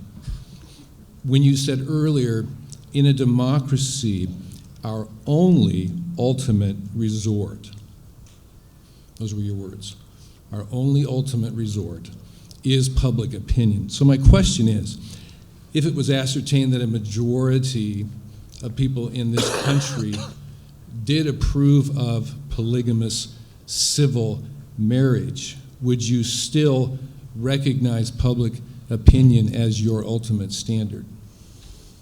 If it were the law, and I live in a republic governed by the rule of law, and if the process had occurred in the due constitutional democratic process, yes, I would have to respect that, even though I would have argued quite strongly against it. Thank you. That's there. What else? Where else do we go? We know the answer from Douglas. We go to God. His God. And the truth is, we live in a society There's only one of them. in which, well, many human beings on this planet don't believe that. And many people in this country don't believe that. And their right to their conscience is as important as yours. And my point is simply this. When you invoke God's authority to determine a social and political question, you have ended debate. You have made it a matter of fiat. You are attacking the very basis of democracy, which is the separation of that kind of authority from the only authority this country recognizes, which is the will of the people. And that is the struggle. The struggle right now within the conservative movement is between theocrats, essentially, and I think what you described is theocracy, that it's God's will, therefore it must be imposed upon everybody, even though large numbers of people don't believe in God at all, even though many people believe in a different God than yours, even though many people even believe in the same God, believe it in different ways, like Catholics. We live in a diverse society. What if the people want theocracy? Well, they generally don't like you. Ask the Afghans under the Taliban whether they like theocracy. Ask the people of Iran whether they like theocracy. I saw that theocracy gun people down in the streets, as it must. Because if you can't persuade people of the truth, you have to force them to obey. The key ally of theocracy is violence. They go together. The key principle of Christianity is nonviolence. This is not Christianity. It is a perversion of Christianity. I said, what if the people want theocracy? Well, that would be more. It would be more accurate to say, I don't. No one ever really has, is the truth. And when they've gotten it, they've hated it. You did earlier on say that. And you have the Constitution, I'm afraid, you've got to get rid of before you go there. I can't help mentioning at this point, you did actually say earlier that moral questions could be decided by majorities. However, it's time for another question. Hi, my name is Jonah Mix. I'm not a student, lived here for a long time. I follow both of your work very closely. And I want to add not add a perspective, but come from a perspective in this question, is that I'm not a Christian. Unlike both of you, I'm an atheist. But I have a deep respect for Christianity. And my question for Mr. Wilson is that I don't think you're a bigot in any way, but every single argument you've used tonight was used not only to say that black people and white people can't get married. It was also used when we argued whether or not, Jewish people had souls, or whether or not women should own property, or whether or not every number of social and moral movement forward in our community, in our world society, our movement towards what now we believe to be just completely obvious truths. It's been opposed by people every step of the way who talk a lot like you, and it's been pushed forward every step of the way by people who talk a lot like Mr. Sullivan. And my question here is, straight answer, why should we take your arguments that, doing this is going to lead to social breaking apart, it's going to ruin the institution, it's going to, promote moral anarchy, when those arguments were used against every class of citizen who we now give rights to without thinking a second thought about it? Everything you've said, if you replace the word gay with black, if you replace the word, gay marriage with rights for women, it's happened over and over and over again as men like you have said these things. I want to know, why should I trust your argument now when the same argument was used by people who we now correctly think of as monsters? I think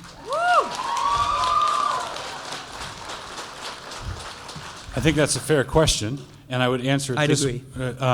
I would answer it this way. Take, for example, the miscegenation laws, which was struck down by the Supreme Court in Loving versus Virginia in 1967. It wasn't that long ago. I was 14 at the time. All right, so it wasn't that long ago. It's within living memory. I think there were something like 16 states that had their laws struck down at that time. It was not a bagatelle. It was not an incidental problem. It wasn't that sort of thing. So yeah, there are people who argued vigorously in defense of it, and they said, if we allow blacks and whites to marry in our state, then we'll end up with a president like Barack Obama. Yeah. Right, but don't get me distracted.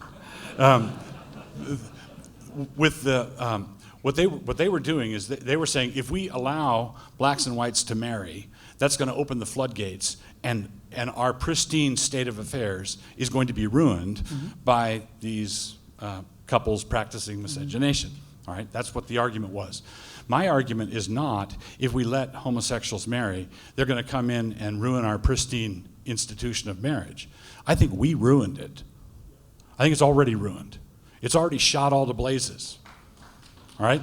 Now, I don't think homosexuals are going to come in and ruin marriage. I think heteros have ruined marriage. So that doesn't really answer the question, though. I'd really like you to answer the question. What is the difference between your argument and the arguments that were used? I just told you. No, they believed that they were defending. They believed that they were the last bastion of a pure white race. They were arguing for white supremacy, and they said, if we let these people in, they're going to wreck our perfection here. They're going to wreck the state of affairs that we've got. So I'm serious. arguing the opposite. The difference between them and you is that you don't think it's worth defending, but you want to keep them out anyway. I'm seriously wondering, sir. No, the institution of marriage is absolutely worth defending. But I've been a pastor for 35 years plus, and I've had to do 100 times more damage control of onslaughts on the institution of marriage that were conducted by men and women in heterosexual marriages. All right, so so should we make it so only gay marriage is legal? Is that what you're arguing here? No. What I'm arguing is that the premise of your question, that my argument was structurally the same as diehard conservatives in ages past, is false. It's not structurally the same. I'm doing something completely different than what they were doing. I'm saying that marriage is under assault, not by homosexuals, but by sin. Marriage is under assault not because of the gay rights agenda and that only. It's under assault because people are sinners. There are variations of sin. There are heterosexual sins, there are adulterous sins, there's promiscuous sins, and I believe that same-sex expression of sexuality is also a sin. I believe that because I believe the Bible. But I don't believe it's the only sin, and I don't believe it's the most damaging sin for the traditional concept of marriage.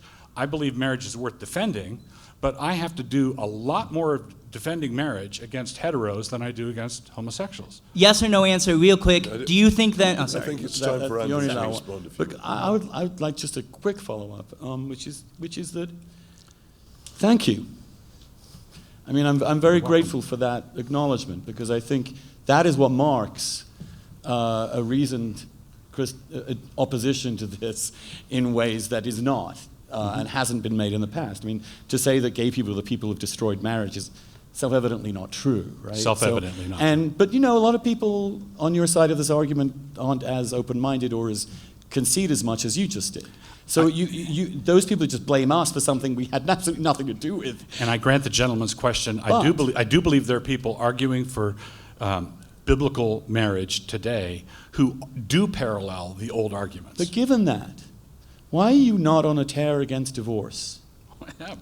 You think it should be illegal? What's that? Do you think divorce should be made illegal again? I believe it should be made a lot harder than it is. Why should it not be made illegal? Because Jesus says that Moses... Jesus was very, very clear about this. Jesus said Moses allowed divorce because of hardness of heart. And I've seen situations... But what did Jesus then say? But from the beginning it was not so. Right, so I believe that within the... Come on, you're a pastor. You know what Jesus said about marriage. I just tell told me you. What tell me the whole thing. A man will leave his father and mother, cleave to his wife, and the two will become one flesh. He appeals... And? Whoever divorces his wife except for infidelity, what are you looking for? I'm talking about what God has brought together, no man can put asunder. Right. And what Jesus was talking about in the universe of discourse, he said, a man shall leave his father and mother and cleave to his wife. That's what Jesus said. And never divorce. Right. And never divorce. Correct. It's the one point about marriage that Jesus himself insisted upon. No divorce. And that's the and standard. You are violating God's will. The standard. If you support any look, you can't. I would be violating his standard if I was seeking a divorce. Yes. No, but but no, that's not your standard. Your standard is what the societal norms are must be imposed because God has said so. We have Jesus' words himself that divorce is wrong, and yet you are happily able. No, Jesus said divorce is wrong. When a couple divorce, there's always some level of sin involved in it somehow. The question is whether divorce should always be a crime. There's a difference between a sin and a crime. Jesus said that Moses allowed for divorce in certain hard cases, and the implication is so would I. But the New Testament, he overcame that. He said that what matters is your love and fidelity forever. It's the only thing he said about marriage, for goodness sake. Jesus. And yet, divorce is ubiquitous. And yet Christian churches, the entire Protestant tradition, in fact, supports divorce. Now, all I'm saying is, isn't it a tiny bit unfair to focus on excluding the gays? We don't support divorce. Oh, well, the Church of England... I mean, that was why the Church of England was founded. As the only representative of the Church of England here, I think that's a slightly, how should I say, inaccurate representation of the position. Really? You think Henry VIII created the Church of England because he was converted to Protestantism? This is just sectarian. This is just sectarian propaganda. You know perfectly well as an annulment he wanted. Now then, I think we have another question waiting here. Sure. I've heard you both say very clearly that monogamy and fidelity till death do us part is right. You both agreed on that. Well, I think that it should be the social norm. I'm not in favor of legislating, imposing, or judging people who have failed marriages or I'm just, that's not what I'm saying. I have another question. I come from a tradition where people, Christian tradition, where people are virgins until they get married, man and wife. And of course, it's more of a civil thing, but you made a hint that both heterosexual and homosexual people sowed their wild oats before they fell in love with the right person. And I wondered if you may have to invoke God, although you objected to Doug doing it, you just invoked him quite a bit for just in the last paragraph. So you may have to answer this morally. what is your stand about Premarital sex? No, promiscuity before marriage? Well, promiscuity is a very loaded term. Well, okay. Even one other person sexually before they get married. I think it is actually a good thing. Okay. I think that is that those people who have had some sexual experience and have understood themselves better through those sexual experiences are more likely to be able to understand the sexual experience in a marriage. Okay. And I think that norm, as we know, because in all those states where these four brands of Christianity are strongest, have the highest divorce rates. I think it is an impossible standard, and I think it is an unhealthy standard. And I have no problem with people having sex outside of marriage in a free society, and I don't think necessarily, as long as it is consensual and adult, I think it is nobody's business, and I think it can be an amazing thing. And I want to defend sex for a second, because some of the premises of this is all sex is somehow icky and wrong. No, it's not. It's wonderful. It's one of the greatest. I remember when I found out that I was a sexual being, it was the most amazing thing I'd ever found out about myself. I couldn't imagine that there was anything wrong with that.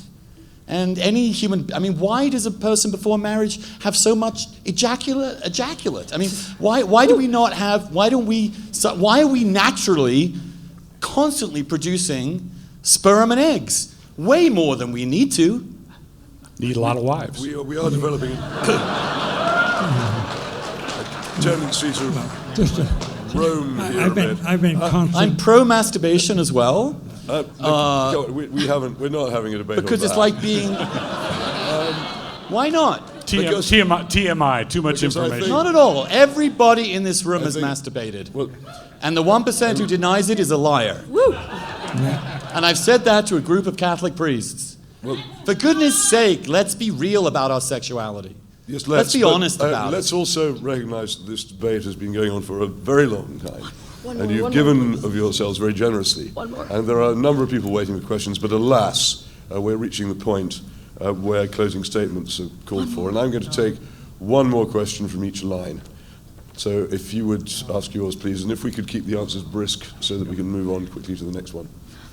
Hi, I'm Bree. I'm a student here at University of Idaho. Hi. And just so I get your names right, Wilson and Sullivan, right? Yes? Okay, perfect. So I guess this is a good time to go back to the beginning and the title of the actual debate, which is why civil marriage for gay couples is good for society. And you gave many reasons. The divorce rates in the states are down. You are a perfect reason. But you have not given any reason as to why it is bad, other than your weird opposition to the alteration of the literary direct object.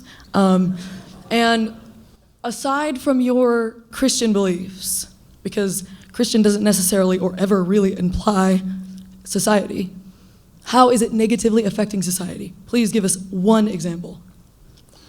How gay marriage has negatively affected.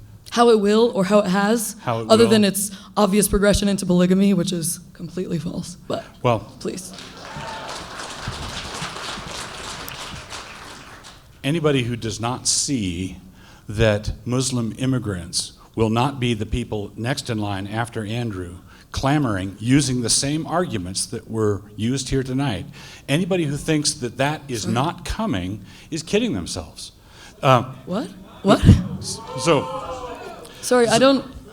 So what I'm saying is that my polygamy argument is not a weird hypothetical. Andrew talked about people. No, I'm saying one. He has given positive effects that have happened now. We are winning. The people who are voting for gay rights are winning. What's happening now? What has happened that's negative? We have positive effects. What are the negative effects? Here it is in an index card, 3x5 card.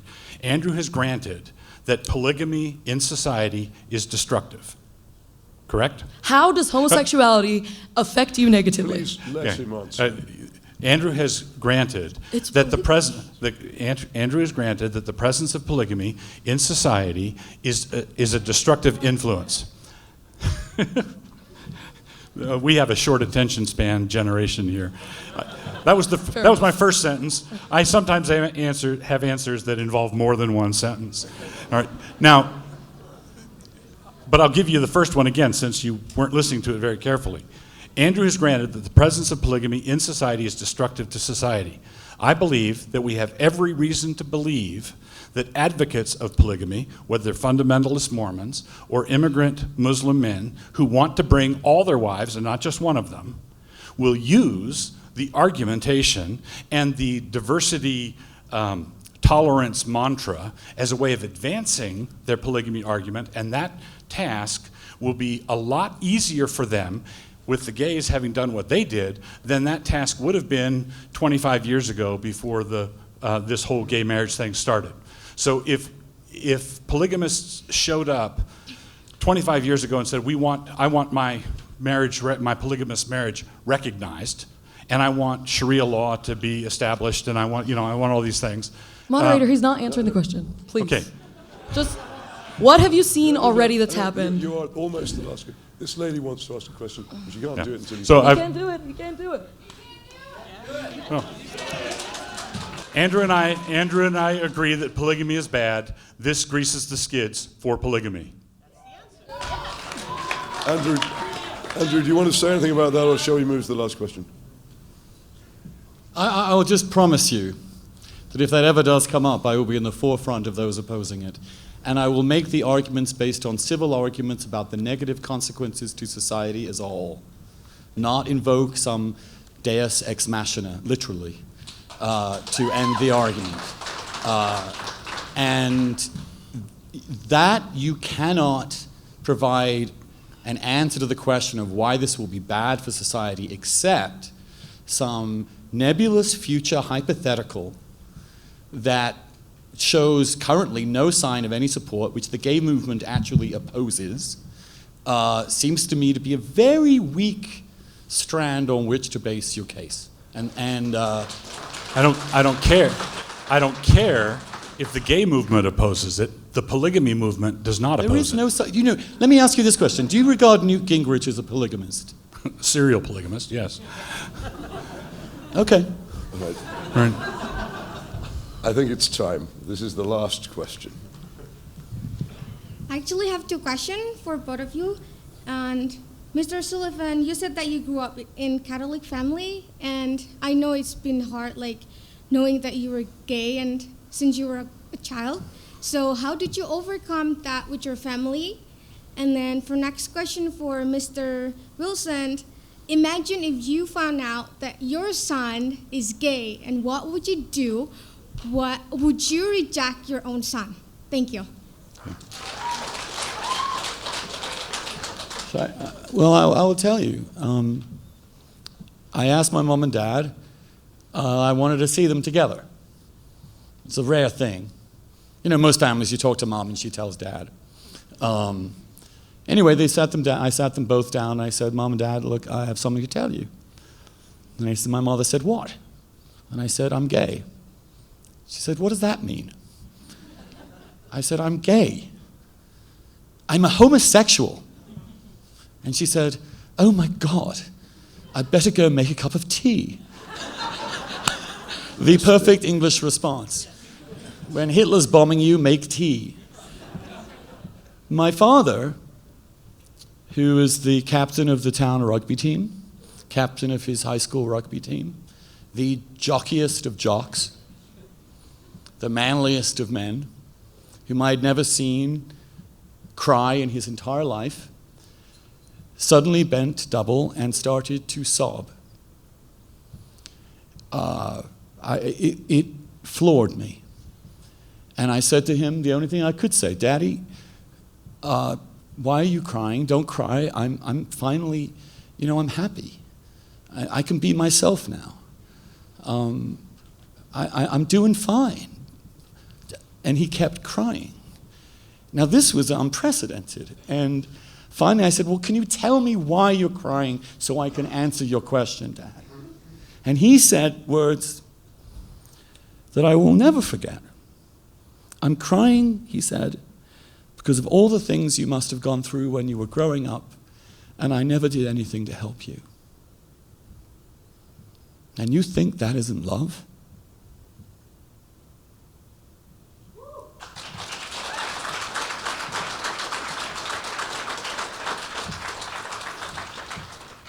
The question to me was, how would I handle it? How would I process it if someone in my family, my son was announced the way Andrew did, that he was gay?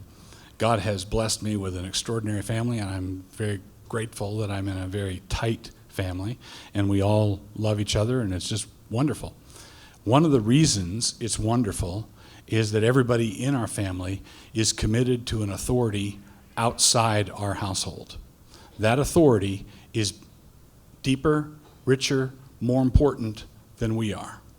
So, in a situation where if someone dear to me, someone close to me, revealed what I have taught my entire ministry and what I believe my entire life to be a sin, if someone in my family or if a close friend or anybody confessed that to me, what I would want to do, I would hope that my response would be to maintain the standard while accepting the person and ministering the grace of Christ to the person. So it's been said enough that it has become a cliche, but Chesterton once pointed out that truisms, for all their faults, remain true. And one of the truisms that conservative evangelical Christianity is committed to is that we are to love the sinner and hate the sin. So if someone dear to me confessed to me that they were in this condition, had this condition, I would want to hate the sin and love the sinner, just like I've sought to always do.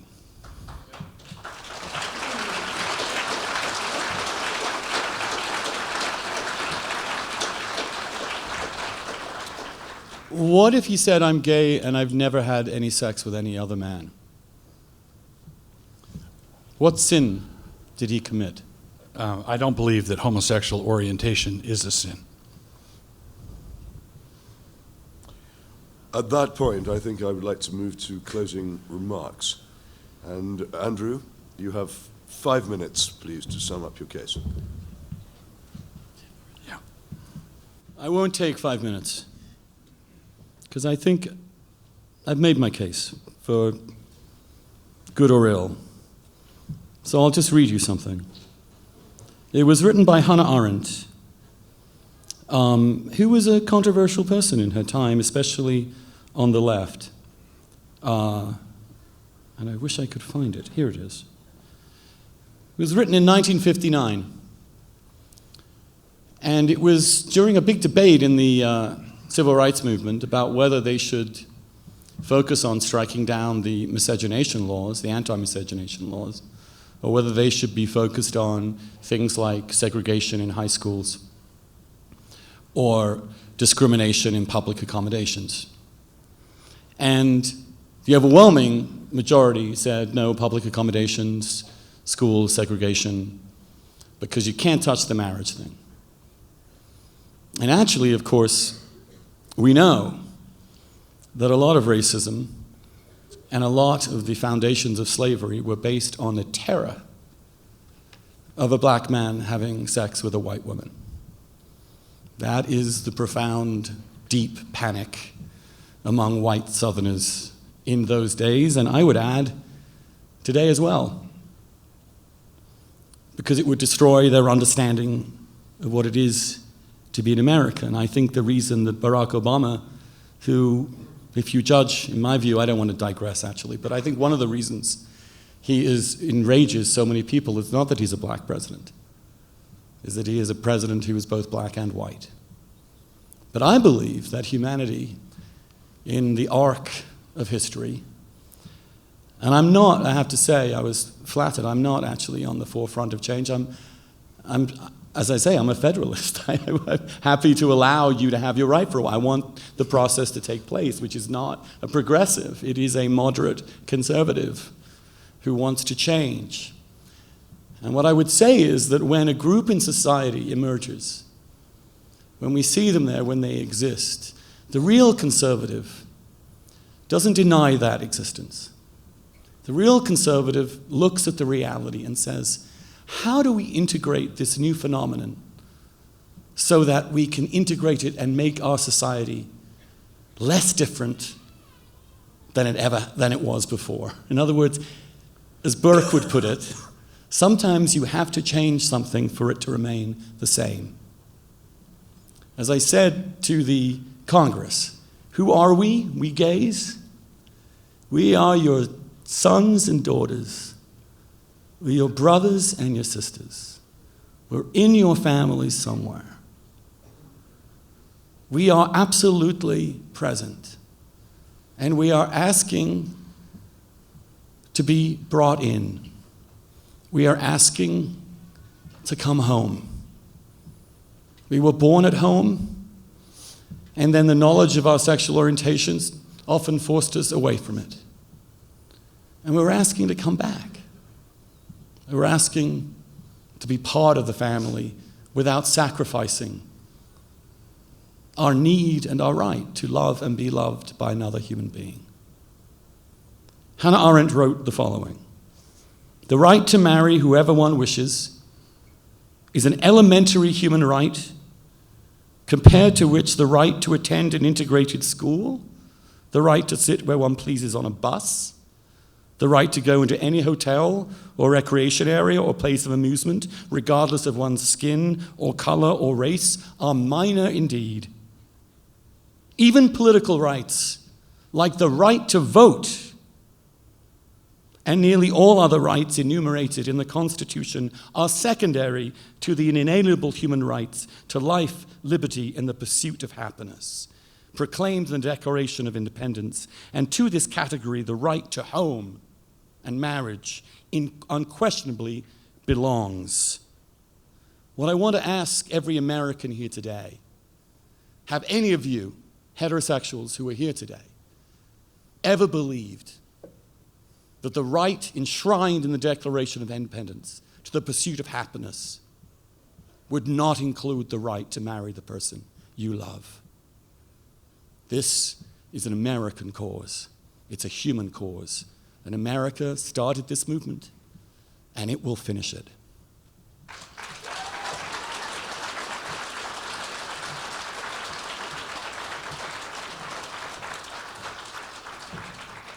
Mr. Wilson, 5 minutes. Thank you, Peter, for your moderating. Thank you, Andrew, again for debating. Thank you for being a good group. I do not see how we can get out of the impasse that we are now in with the public state of marriage on our own authority. As Dan Phillips has aptly noted, the most offensive verse in the Bible is not to be found in Leviticus or Deuteronomy with laws concerning homosexuality. It is not to be found in the New Testament when Paul tells wives to be submissive to their own husbands. It is not to be found in places commanding that the Amalekites be smitten. The most offensive verse in the Bible is the very first one. In the beginning, God created the heavens and the earth, Genesis 1:1. This means that there are only two ways to go.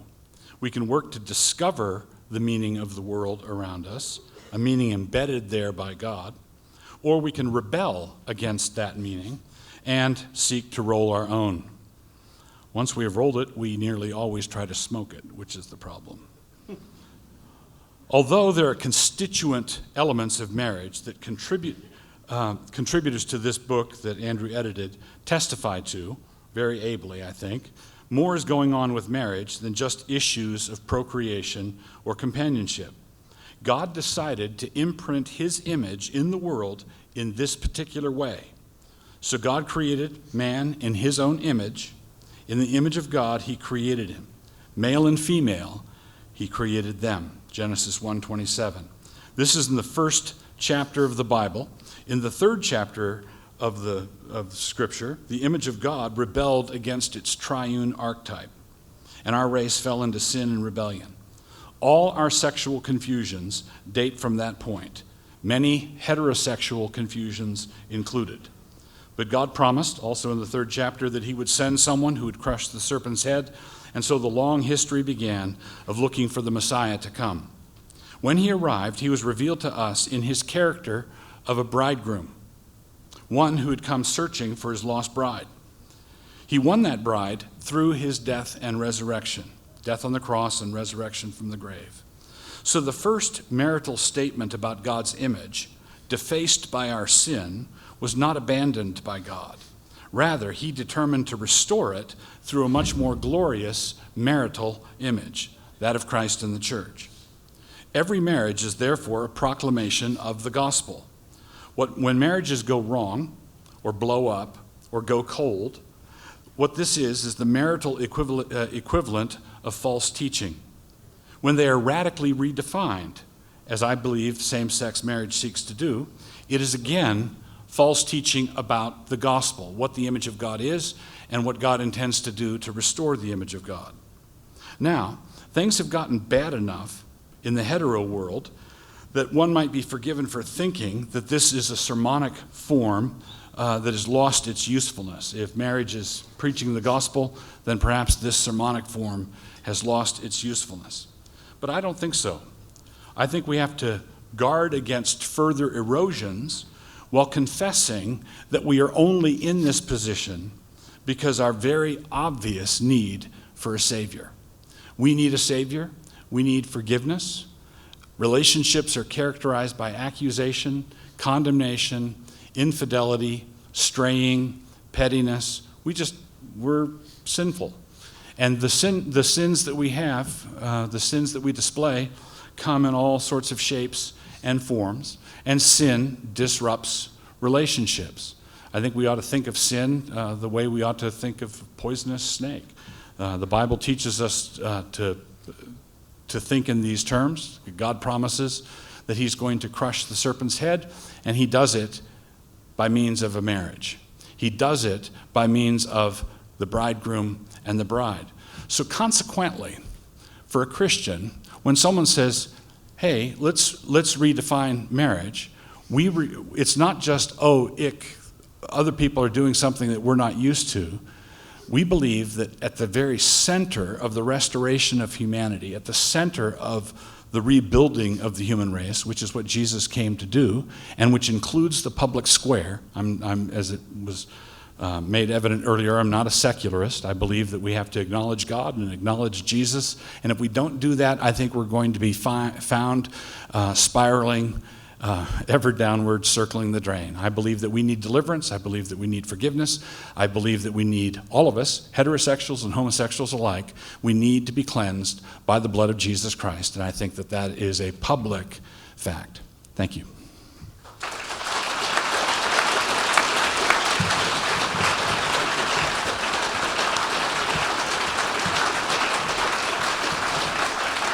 Thank you.